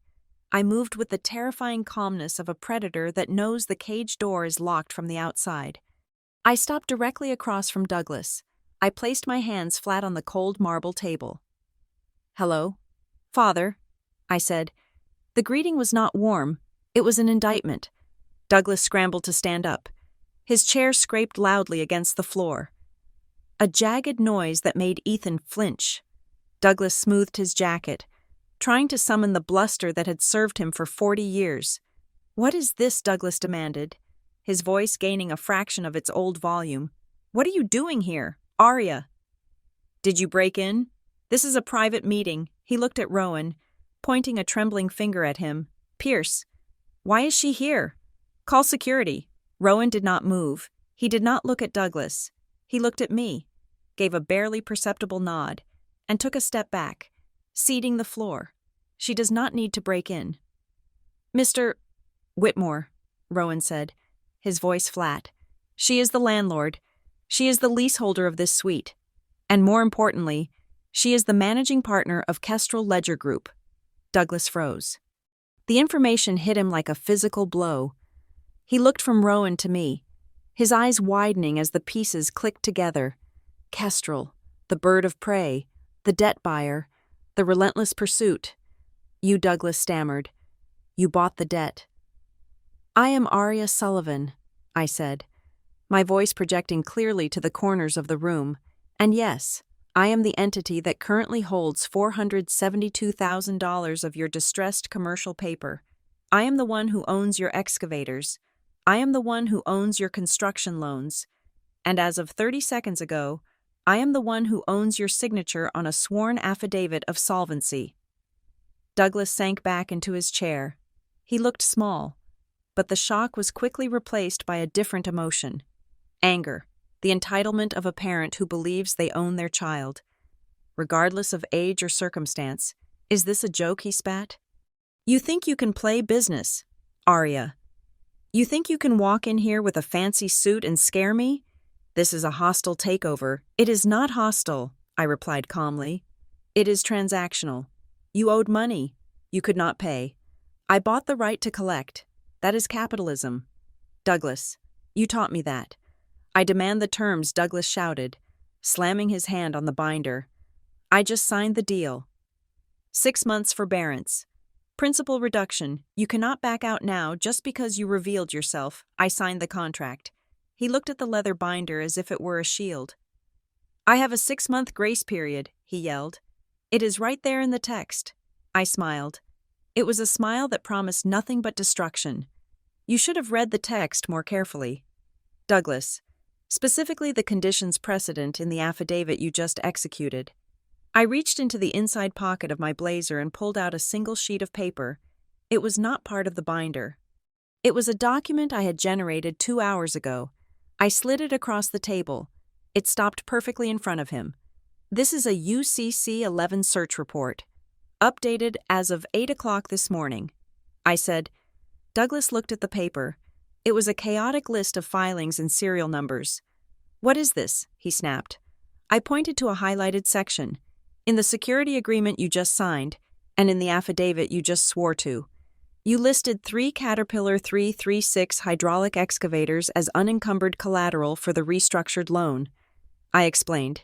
You certified, under penalty of perjury, that these machines were in your possession and free of other liens. I leaned in closer. But according to this report from the Secretary of State, those 3 excavators were repossessed by the original equipment lessor in Ohio last Tuesday. The color drained from Douglas's face so completely he looked like a corpse. I continued, my voice relentless. You do not have the excavators. Douglas, you let them get taken to pay off a different creditor, but you listed them here to secure this deal. You pledged assets you no longer control. I looked at Ethan, and you witnessed it. Ethan made a small, strangulated noise. Douglas tried to speak. He tried to form a lie. That is a clerical error. He stammered. The paperwork it crossed in the mail. I was going to update the schedule. No, I cut him off. It is not a clerical error. It is a material breach of the contract you signed 2 minutes ago. I turned to Rowan. Mr. Pierce, please read the default clause. Section 8, paragraph C. Rowan opened his own copy of the file. He did not need to read it. He knew it by heart, but he performed the ritual for the effect. Upon the discovery of any material misrepresentation regarding the collateral, specifically the absence or prior liquidation of pledged assets, the lender reserves the right to declare an immediate event of default. Rowan recited. All forbearance periods are instantly voided. The full amount of the principal, accrued interest, and penalties becomes due and payable immediately.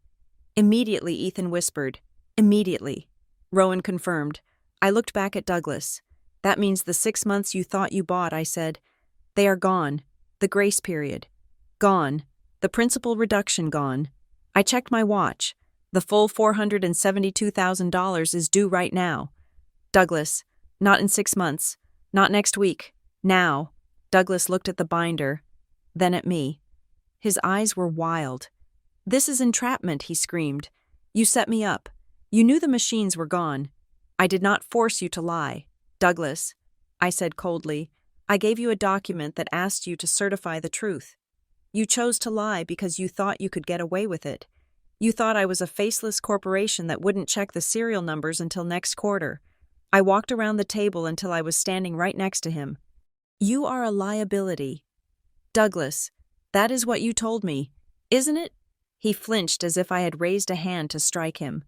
I stood tall, looking down at the top of his thinning hair. "Arya, please," he wheezed, shifting tactics instantly. "I am your father. You cannot do this. You cannot bankrupt the family business over a misunderstanding. Think about the legacy. Think about—" I slammed my hand down on the table again, silencing him. "Legacy?" I asked, my voice vibrating with controlled rage. "Your legacy is a box of forged signatures and stolen identities." I pointed to the affidavit. "Rowan, execute the acceleration," I commanded. Rowan pulled a document from his briefcase. It was already drafted. It was stamped and ready. "This is the notice of acceleration and demand for payment," Rowan said, sliding it onto the table next to the useless binder. "It has been filed electronically with the court as of now." He tapped his phone. "We have also filed a motion for an emergency writ of attachment on all remaining corporate accounts to preserve what assets are left," Rowan added. Douglas stared at the papers. He was shaking. He looked at Ethan, who was staring at his shoes, trying to disappear. "This is illegal," Douglas shouted, his voice cracking. "You cannot just seize my accounts. I have rights. I have a lawyer." Rowan adjusted his glasses. "You just signed a waiver of notice and a confession of judgment in the event of a fraud-based default." "Mr. Whitmore," Rowan said, "it was in the affidavit. Paragraph 4. You agreed that if you lied about the collateral, you waived your right to a hearing before attachment." Douglas grabbed the binder and flipped the pages frantically. He found the paragraph. He read it. He dropped the binder. He looked up at me. There was no anger left in his eyes, only fear. Naked, pathetic fear. "Arya," he whispered. Why I looked at him.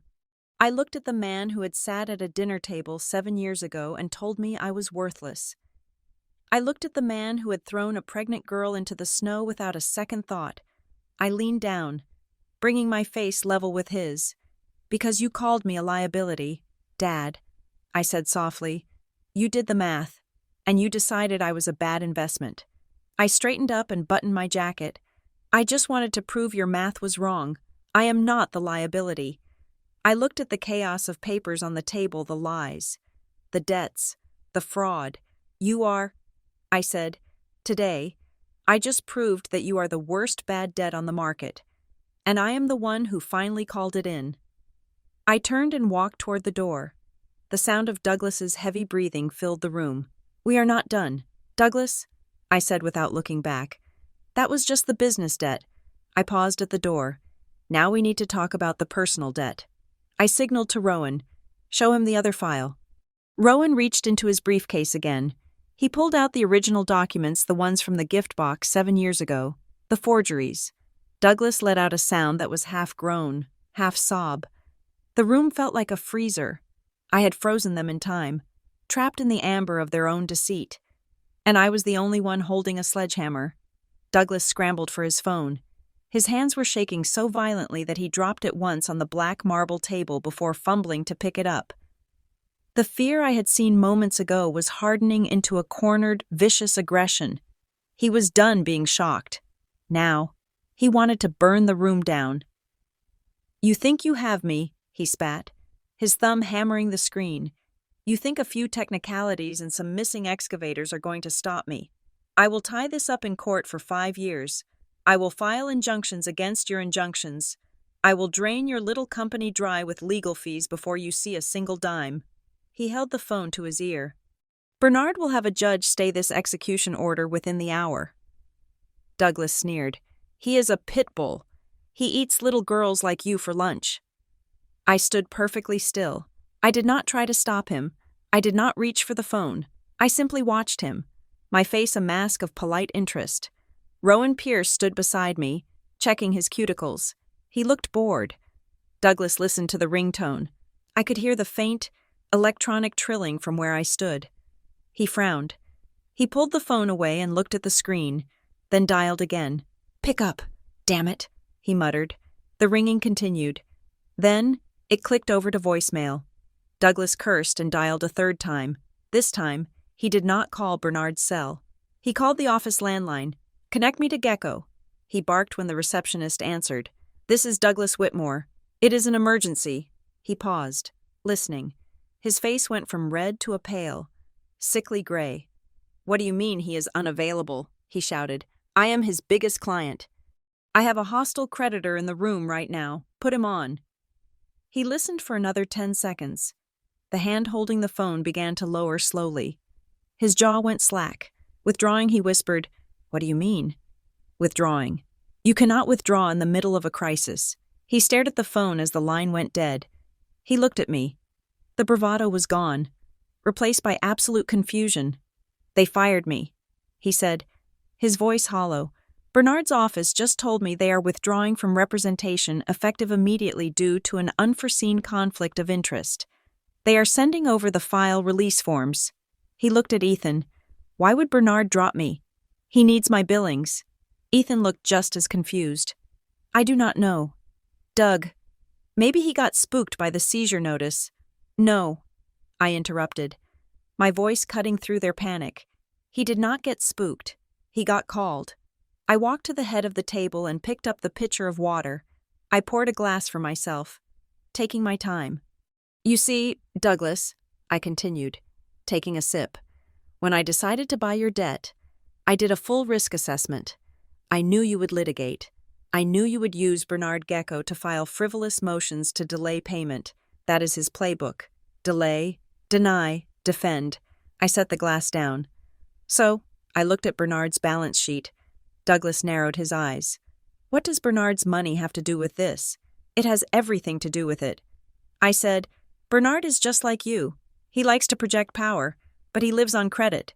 2 years ago, he took out a significant operating line of credit to renovate his offices and open a satellite branch in Naperville. He borrowed $350,000. I smiled, but it was not a happy smile. He secured that loan with the accounts receivable of his firm. Basically, he pledged the money his clients owe him as collateral." Rowan stepped forward, sliding a single sheet of paper toward Douglas. It was not a legal pleading. It was a notice of assignment. Last week, Kestrel Ledger Group purchased the distressed commercial loan portfolio of the venture debt fund that held Bernard's note. Rowan explained calmly, "We now own the debt of Gecko and Associates." I watched the realization hit Douglas like a freight train. "You," Douglas stammered. "You own my lawyer. I own his mortgage. Effectively," I corrected. "And this morning, right before I walked into this room, my office sent a demand letter to Bernard. We informed him that his operating line is in technical default due to ratio covenants. We gave him a choice. He can deal with an immediate audit and a freeze on his own operating accounts, or he can cure the conflict of interest that exists between his firm and his creditor." I leaned on the table. "The conflict of interest is you, Douglas. He cannot represent you against me because he owes me money. If he fights me, I bankrupt him. He chose his firm over your fee." The room was silent. The only sound was the wind howling against the glass of the skyscraper. 42 floors above the street. Ethan Crow stood up. His face was flushed with a mix of fear and indignation. "That is dirty," he said, his voice trembling. "That is unethical. You cannot just buy the opposition's lawyer to strip a man of his defense. That is rigging the game." I turned to look at Ethan.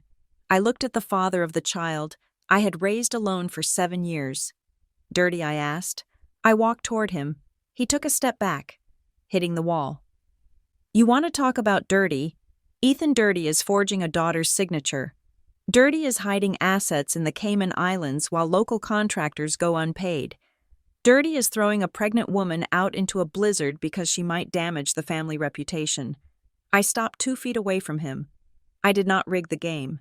Ethan, I just played by the rules you people wrote. I found a leverage point in the market, and I bought it. Bernard Gecko left his flank exposed. He took on debt he could not service. I just walked through the door he left open. I turned back to Douglas. He was slumped in his chair, looking at his phone as if it were a bomb that had just detonated. He put the phone down on the table. He rubbed his face with both hands. When he looked up, the anger was gone. The confusion was gone. In its place was a look I recognized from my childhood. The look he used when he wanted to manipulate me. The soft eyes, the sad smile, the performance of the misunderstood patriarch. "Arya," he said, his voice dropping to a gentle rumble. He reached out a hand across the table. Palm up. "Is this really necessary? Is this what this is about? Revenge?" He shook his head sadly. "I know I was harsh that night. I know I said things I should not have said, but I was under pressure. The business was failing even then. I was trying to protect everyone. And now look at you. You are successful. You are brilliant. You clearly have my business acumen." He forced a chuckle. "You beat me. I admit it. You beat the old man. But surely, we can settle this like family. You do not want to destroy your own father over a grudge, do you? You are not that cruel. I watched him perform. 7 years ago, I would have melted. I would have taken that hand. I would have believed that he was just a stressed man doing his best. But I had seen the ledger. I had seen the offshore transfers. I had seen the timeline of the fraud. I reached under the table. I picked up a small navy blue gift box that I had brought with me. I placed it on the marble table. Douglas stared at it. He recognized it instantly. It was the same box I had given him 7 years ago. The box he had thrown in the trash the moment I left. I retrieved it. I said softly, "After you kicked me out." I waited in the driveway until the lights went out. Then I went through the recycling bin. I lifted the lid. Inside were the original documents. The ones I had shown him that night, the proof I had tried to give him before he disowned me. But I had added something new. I pulled out a large, transparent overlay and placed it on the table. It was a forensic document analysis. "This is not revenge. Douglas," I said, "revenge is emotional. Revenge is messy. This is accounting." I pointed to the overlay. I hired a forensic handwriting expert. We analyzed the 3 signatures on the guarantees you denied knowing about. We compared them to a birthday card I signed for you 10 years ago. I tapped the paper. They are a perfect match. Not just similar, identical, down to the micron. That is impossible in human handwriting. No one signs their name exactly the same way twice. The only way this happens is if the signature was scanned, digitized, and auto-penned onto the documents. I looked at him. "You traced my signature from a birthday card. Dad, you used the love I had for you to steal my financial future." Douglas did not speak. He stared at the forensic report. The evidence was irrefutable.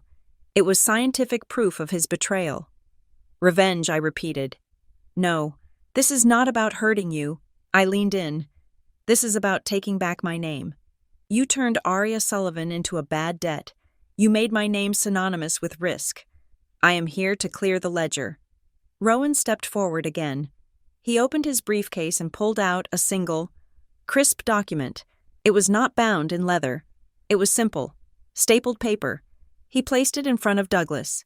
"This is a civil confession of judgment and admission of liability," Rowan said. Douglas looked at it. "What is this?" "It is your exit strategy," Rowan said. "If you sign this, you are formally admitting that you used Arya Sullivan's identity without her consent to secure the original loans. You are admitting that the debt belongs solely to you and that she was a victim of identity fraud." "And if I sign?" Douglas asked, his voice barely a whisper. "If you sign," Rowan continued, "Kestrel Ledger Group agrees to a structured repayment plan. We will not seize your accounts today. We will not take the S-Class today. We will give you a payment schedule that is aggressive, but mathematically possible. You keep your company, you keep your house." But Douglas asked. He knew there was a but the confession is public record. Rowan said. It will be filed with the court. The banks will see it. The contractors will see it. Everyone will know that Douglas Whitmore admitted to defrauding his daughter to stay afloat. Douglas went pale. It will ruin my reputation, he stammered. If I admit to fraud, no bank will ever lend to me again. The country club, the board memberships, I will be a pariah. Rowan shrugged. That is the price of the repayment plan. And if I do not sign, Douglas asked. Rowan closed his briefcase. Then we execute the writ of attachment we filed 10 minutes ago. We freeze everything. We seize the equipment. We force Whitmore Ridge Builders into immediate involuntary bankruptcy. You lose the company. You lose the house. You lose the car. And we refer the case to the district attorney for criminal prosecution based on the evidence of the forged affidavit you signed in this room. The choice was laid bare. Option A. Sign the confession, lose his face, lose his reputation, but keep his assets and his freedom. Option B. Refuse to sign. Keep his pride for another hour, then lose absolutely everything and go to prison. Douglas looked at the pen. He looked at Ethan, who was looking away, refusing to make eye contact. He looked at the window, where the city he thought he owned was moving on without him. He was a man who lived on the perception of success. For him, admitting he was a fraud was a fate worse than death, but the alternative was actual destruction. He looked at me. His eyes were wet. You would really do it, he asked. You would send me to jail. I looked him dead in the eye. You sent me to a homeless shelter with a baby in my belly. Douglas, do not ask me what I'm capable of. He looked back at the document. His hand shook as he picked up the pen. It was not the Mont Blanc this time. He had left that on the other side of the table. He picked up the cheap plastic pen Ethan had dropped. He understood. If he signed, he was admitting he was a criminal. He was destroying the Whitmore name he cherished so much.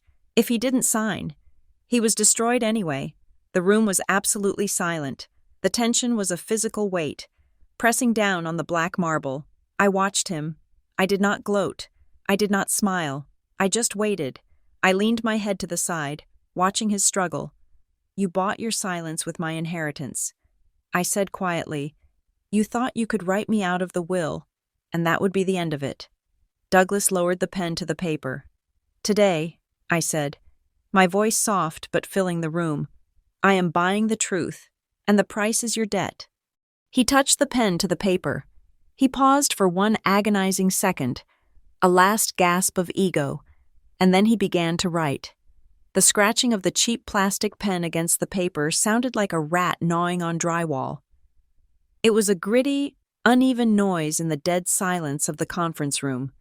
Douglas Whitmore, the man who had once signed million-dollar contracts with a gold-nibbed fountain pen, was now hunched over a confession of judgment, pressing down hard with a disposable ballpoint to save the last shreds of his life. I watched the ink flow. Every loop of his signature was a victory. Every letter was a brick being removed from the wall he had built between us. He was at the letter M in Whitmore. 2 more letters and it would be over. The debt would be restructured. His reputation would be secretly ruined, and I would own him. Stop. The shout did not come from Douglas. It came from the side of the room. Ethan Crow stood up so fast his chair tipped over backward, crashing against the floor-to-ceiling window with a violence that made Douglas jump. The pen skidded across the paper, leaving a jagged blue streak that looked like a scar. Douglas looked up, his eyes wide and watery. Ethan Douglas asked, his voice trembling, "What are you doing? I have to sign. If I do not sign, they take everything." Ethan was breathing hard. His face was flushed, blotchy with red patches of adrenaline and terror, but his eyes were not looking at Douglas. They were locked on me, and for the first time since I had walked out of that server room, I saw something in his eyes that wasn't fear. It was leverage. Do not sign that confession. Doug, Ethan said, his voice gaining a sudden, frantic strength. Put the pen down. We are not done negotiating. I turned my body slowly to face him. I kept my face impassive, my hands clasped loosely in front of me. The negotiation period ended 12 minutes ago. Ethan, I said calmly, Your boss is currently surrendering. Do not interrupt the process unless you have $472,000 in your pocket. Ethan reached into his briefcase. He did not pull out money. He did not pull out a business plan.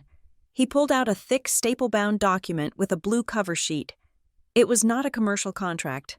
I recognized the formatting immediately, the font, the spacing, the specific shade of blue used for the backing. It was a family court filing.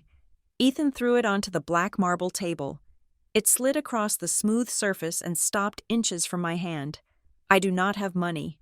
Arya, Ethan said, a sneer curling his lip. But I have this. I looked down at the title page. The bold black letters seemed to vibrate under the harsh conference room lights. Emergency ex parte motion for temporary custody and order of protection in the matter of the minor child Leo Sullivan. Petitioner. Ethan Crow, the world stopped. For the last hour, I had been the CEO of Kestrel Ledger Group. I had been a machine of logic and leverage. I had been a shark swimming in deep water. But in the space of a single heartbeat, all of that vanished. I was not a CEO, I was a mother. I felt a coldness spread through my chest that had nothing to do with the air conditioning. It was a primal, visceral freeze. My vision narrowed until the only thing I could see was my son's name printed on that paper. Leo. Ethan saw the reaction. He saw the way my breath hitched, just for a fraction of a second. He saw the way my fingers twitched toward the paper before I forced them to stay still. He smiled. It was a grotesque, triumphant smile. You thought you covered every angle, didn't you, Ethan said, stepping closer to the table. You bought the debt. You bought the business lawyer. You bought the bank. But you forgot one thing. Arya. You are a single mother with a history of family estrangement who just spent 6 months obsessively stalking her father to destroy him. He pointed a shaking finger at me. That is not the behavior of a stable parent. That is the behavior of a sociopath. I looked up from the document. My heart was hammering against my ribs like a trapped bird.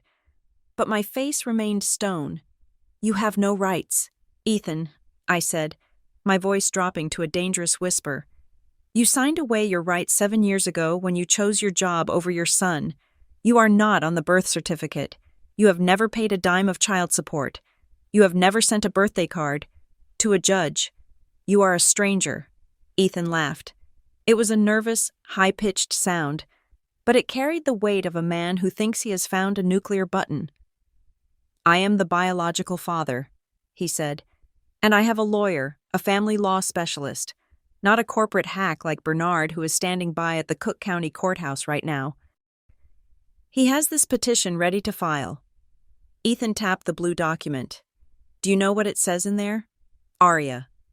It says that you are using your financial resources to wage a vendetta. It says you are emotionally unstable. It says you are exposing the child to a toxic environment. We are asking for immediate temporary custody pending a psychological evaluation. He leaned over the table, his eyes gleaming with malice. You know how family court works in Chicago. They err on the side of caution. If we file this today, claiming you are a danger, they will issue an emergency order. Child Protective Services will be at your apartment by dinner time. They will take him, Arya. They will put him in foster care until the hearing, or they will give him to the nearest available relative. He gestured to Douglas, me, or his grandfather. Arya Rowan's voice cut through the haze. He took a step toward me, his face showing the first sign of genuine alarm. Do not engage. This is a tactic. I held up a hand to silence Rowan. I did not look at him. I could not look away from Ethan. You would put your son in the system, I asked. You would traumatize a 6-year-old boy who does not know you. Just to save your boss's company. Ethan shrugged. I am doing what is best for the child. He recited, clearly quoting a lawyer, raising him in an environment of vengeance is not healthy. Douglas, who had been watching this exchange with his mouth open, suddenly sat up straighter. The color was returning to his cheeks. He looked from Ethan to the document, and the realization dawned on him. He wasn't drowning anymore. He had a life raft made of my son. He dropped the cheap pen. He leaned back in his chair and let out a long, ragged breath. Then, a smile began to form on his lips. It was not the charming smile of the businessman. It was the cruel, baring of teeth smile of a cornered animal that has realized it still has claws. "Well now," Douglas said, his voice gaining strength, "this changes the landscape, doesn't it?" He picked up the confession of judgment and ripped it in half. The sound of tearing paper was loud and violent. He threw the pieces on the floor. "You want to play hardball." Arya Douglas sneered. "Let's play. Ethan files that motion. The court takes your boy, and while you are running around trying to get him back, fighting psychological evaluations and custody hearings, I will be burying your little debt collection company in countersuits." He stood up, towering over the table again. "If I sink," Douglas hissed, leaning in until I could smell the stale coffee on his breath, "I am dragging you down with me, and I will make sure your son watches you drown." The room was spinning. For a moment, I wanted to scream. I wanted to lung across the table and tear their eyes out. They were using Leo. They were using an innocent child as a bargaining chip in a corporate restructuring. It was vile. It was beyond redemption. But then, I looked at the document again. I looked at the header. I looked at the timestamp on the draft. And then, I looked at something Ethan had said. "I have a lawyer standing by. A lawyer costs money." Ethan Crow lived in a rented apartment. He drove a leased Audi. He lived paycheck to paycheck, dependent on Douglas's largesse. A top-tier family law attorney in Chicago required a $5,000 retainer. Minimum. Just to draft a motion like this. I looked at Ethan. "Who is your lawyer?" I asked. Ethan puffed out his chest. "Marcus Thorne." He said, "The best in the city. Thorne. I knew the name. He was a shark. And sharks do not swim for free." "And you paid his retainer?" I asked softly. Ethan smirked. "It is taken care of." I looked at Douglas. "You paid it, didn't you?" Douglas adjusted his tie, looking smug. "I take care of my employees. Arya, especially the loyal ones. I wrote a personal check to Mr. Thorne this morning. 30 minutes before this meeting. Consider it a bonus for Ethan's initiative." He pointed to the phone in Ethan's hand. "Make the call. Ethan, tell Thorne to file." Unless Douglas paused, letting the silence hang. "Unless you want to tear up that debt demand. Arya, you forgive the loans. You return the title to the equipment. You walk away and leave us alone. You do that, and maybe Ethan decides not to file. Maybe we let you keep your son." It was extortion, pure and simple. I stood there, letting the threat wash over me. I took a deep breath, inhaling the conditioned air of the office I owned. I closed my eyes for a second, centering myself. I thought of Leo. I thought of his laugh. I thought of how much I loved him. And because I loved him, I had to be smarter than them. I opened my eyes. "Rowan," I said. "Yes," Rowan answered, his voice tense.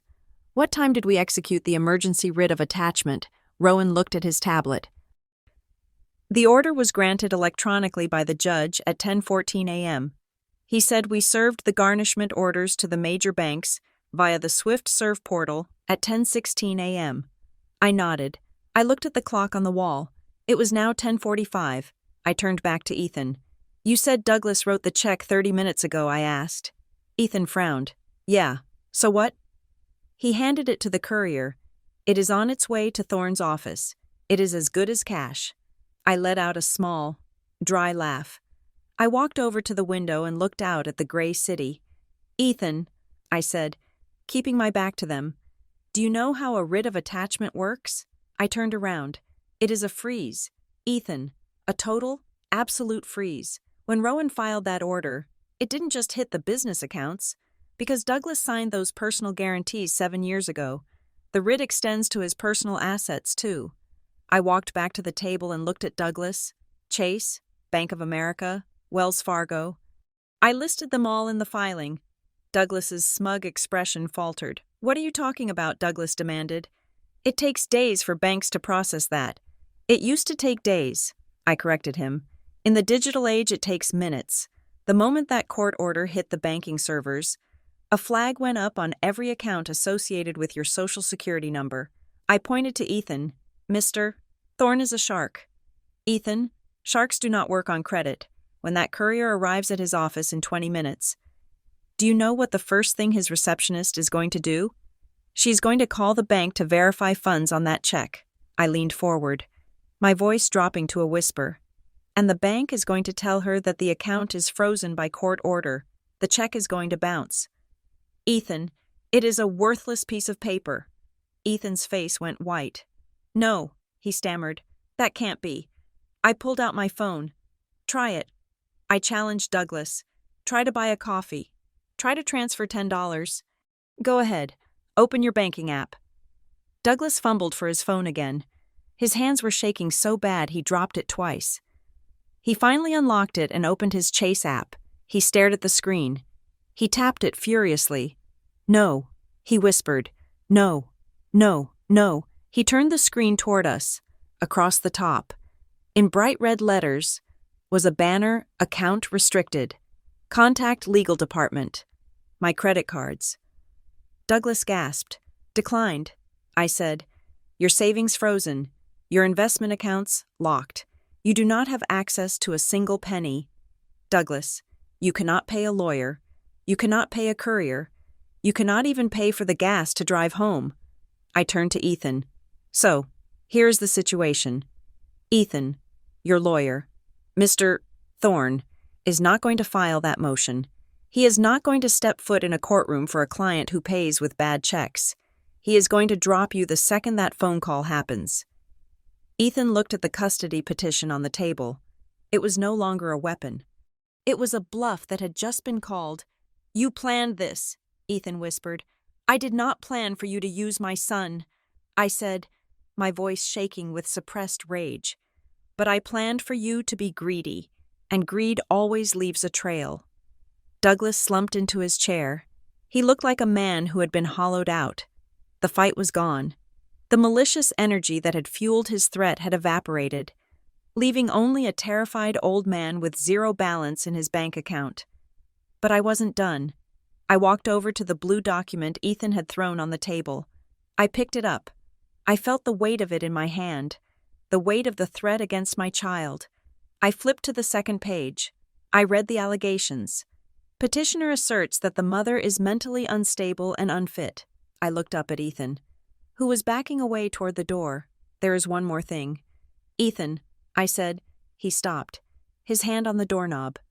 I held up the custody petition in one hand and pointed to the shredded confession on the floor with the other. You just stood here and read an accusation that I am unstable. I said, you claimed that my pursuit of this debt is evidence of my insanity.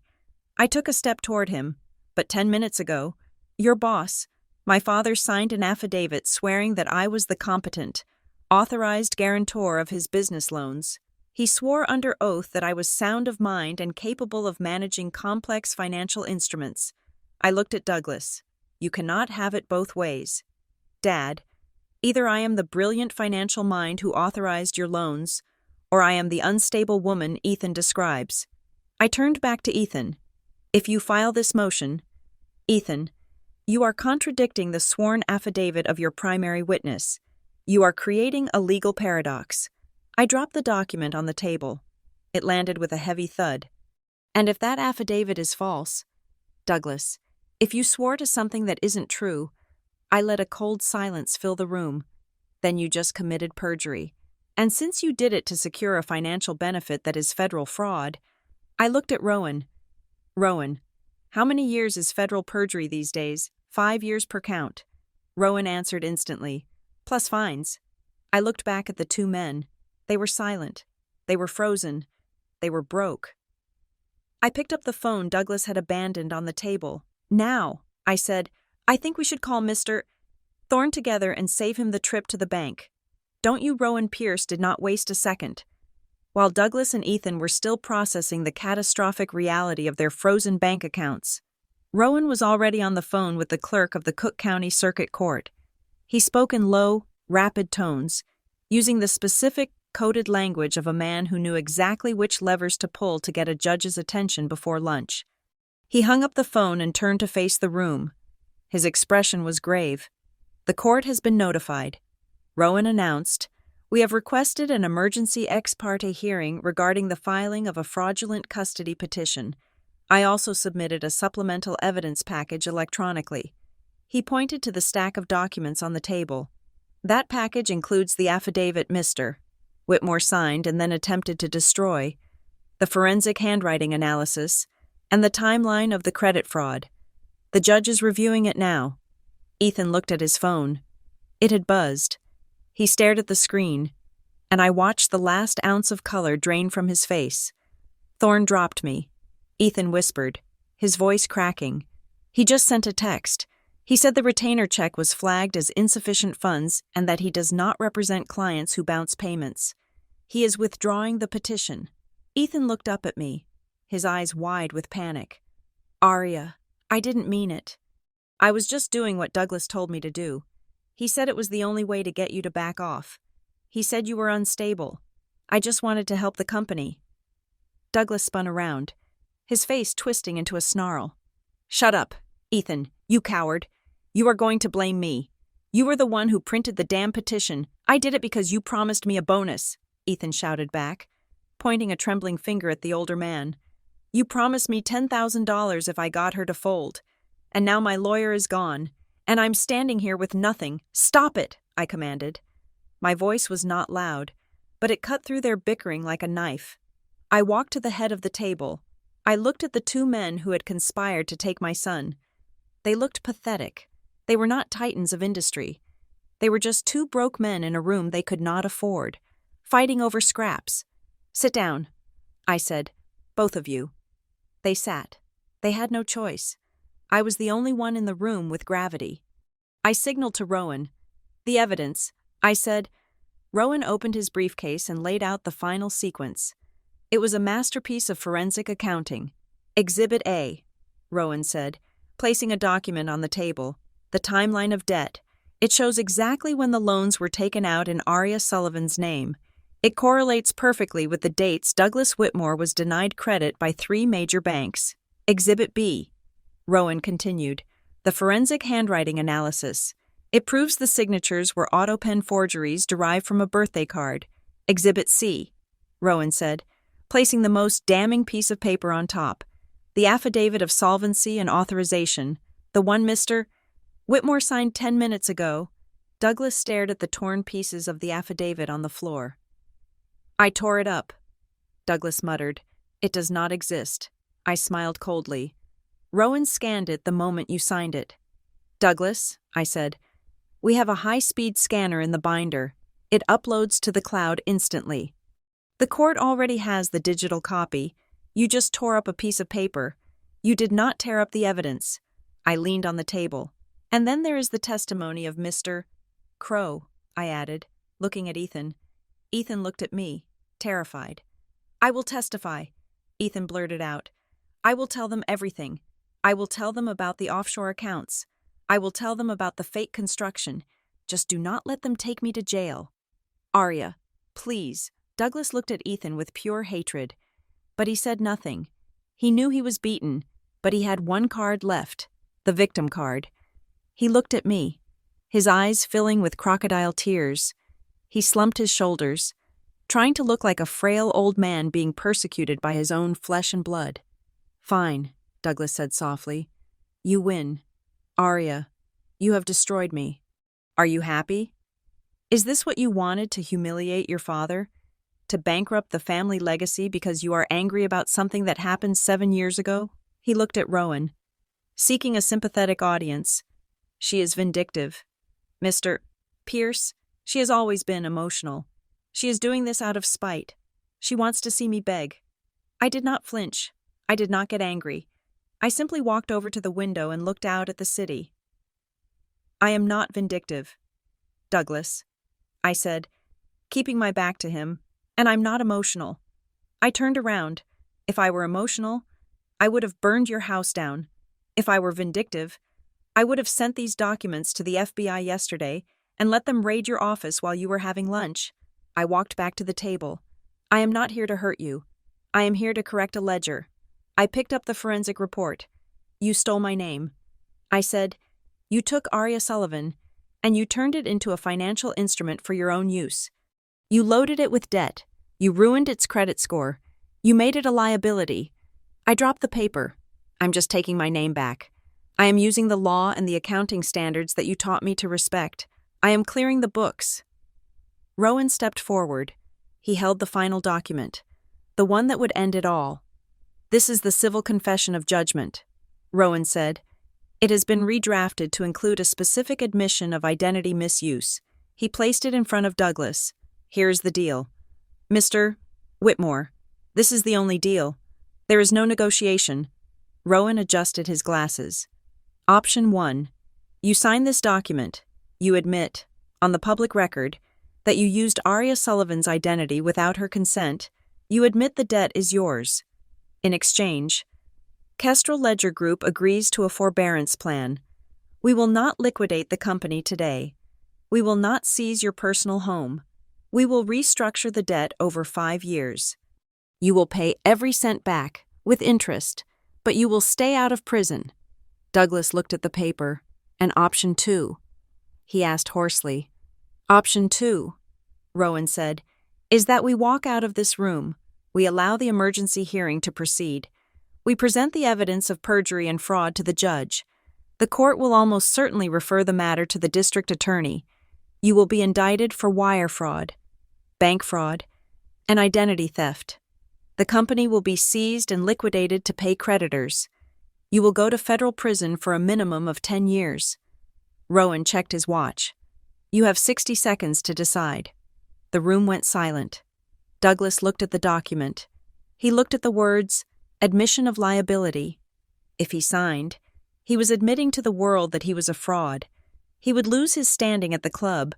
He would lose the respect of his peers. He would be known as the man who stole from his daughter. But if he didn't sign, he lost his freedom. He looked at me one last time. He was searching for a trace of the girl who used to bake him cookies. He was searching for mercy. He found none. He found only a mirror reflecting his own choices. Give me the pen, Douglas whispered. Ethan scrambled to hand him the cheap plastic pen again. Douglas took it. His hand was heavy. He did not read the text. He knew what it said. It said guilty. He pressed the pen to the paper. He signed his name, Douglas Whitmore. He did not sign it with the aggressive flair of a CEO. He signed it like a man surrendering a sword. He pushed the paper away. Done, he said. Rowan took the document. He checked the signature. He stamped it with a notary seal he pulled from his pocket. The transaction is complete, Rowan said. The confession is executed. I looked at the paper. For 7 years, I had carried the weight of his debt. I had been denied apartments. I had been denied loans. I had been looked at with suspicion by every bank teller and landlord in Pennsylvania. Now, the weight was gone. The debt was his. The fraud was his. The name Arya Sullivan was clean. I turned to the next phase of the plan. Rowan, file the confession, I said, and then initiate the restructuring protocol. I looked at Douglas. I am taking control of the collateral, I said, but I am not shutting down Whitmore Ridge Builders. Douglas looked up, surprised. You aren't? No, I said, because unlike you, I do not punish innocent people for the sins of management. You have 40 employees who have families. You have subcontractors who need to get paid. I pulled a folder from my bag. We are converting the debt into equity. Kestrel Ledger Group is now the majority shareholder of the company. You are removed as CEO, effective immediately. You will retain a minority stake, solely to pay off your personal obligations to me. I opened the folder. We are rebranding. The name Whitmore is toxic. The company will be renamed Kestrel Construction. We will finish the Mallard Creek project. We will pay the vendors. We will operate with transparency. Douglas stared at me. He looked like he was trying to understand a language he had never heard. You are keeping the company alive. I am making it an asset. I said, I am turning a liability into an asset. That is what good business people do. I turned to Ethan. As for you? Ethan flinched. I am not pressing charges against you for the attempted filing of the false custody petition. I said, "Mostly because I do not want my son's name in the public record associated with you." Ethan let out a breath of relief. "But," I continued, "you are fired. You are banned from the premises of any Kestrel property, and if you ever come near me or my son again, I will not need a lawyer. I will destroy you. Get out." Ethan did not wait. He grabbed his briefcase and bolted for the door. He did not look back at Douglas. He did not look back at me. He ran like the rat he was. Douglas stood up slowly. He looked older than he had 10 minutes ago. He looked at the empty chair where he had sat as a king. "Arya," he said. I did not look at him. I was busy putting the signed confession into my bag. "Goodbye, Douglas," I said. "You will receive your repayment schedule in the mail. Do not be late." He stood there for a moment, waiting for something absolution. Perhaps, or anger, but I gave him neither. I gave him indifference. He turned and walked out of the room. He walked with a shuffle. He looked like a man who had lost his shadow. The door clicked shut. I was alone in the room with Rowan. Rowan closed his briefcase. He looked at me. For the first time, he smiled. It was a genuine smile. "We did it," he said. "The filing is already processing. Your credit report will be clean within 48 hours. The liens are lifted. Thank you." "Rowan," I said, "send the bill to the new company." He nodded and left the room, leaving me in the silence of the 42nd floor. I walked to the window. The storm outside had broken. The clouds were parting, revealing slivers of blue sky over Lake Michigan. The city looked different now. It didn't look like a fortress I had to besiege. It looked like a place where I lived. I took out my phone. I opened my messages. I typed a text to the nanny who was watching Leo. "I am on my way home. Tell Leo we are going to get pizza tonight, and tell him everything is okay." I pressed send. I looked at my reflection in the glass. I saw the sharp suit. I saw the determined eyes. But underneath that, I saw the 22-year-old girl who had walked out into the snow. I touched the glass. I did not win. I whispered to the city, "Winning implies it was a game. This was not a game. This was survival." I took a deep breath. I just stopped being a victim. I turned away from the window and picked up my bag. It felt light. For the first time in 7 years, everything felt light. The name Arya Sullivan was no longer a burden. It was just a name. It was my name, and it was free. Thank you so much for listening to this story of justice and redemption. It was a long journey from that snowy night in Pennsylvania to the boardroom in Chicago, and I hope you felt every moment of it. Where are you listening from today? Are you in a high-rise office, a cozy bedroom, or maybe driving through the snow? Let me know in the comments below. I love reading about where our community is tuning in from. If you enjoyed seeing Arya take back her power, please make sure to subscribe to the Kate Revenge Stories channel so you never miss a new drama. Like this video to help us grow. And if you really want to support the channel, hit that hype button so more people can hear these stories. See you in the next one.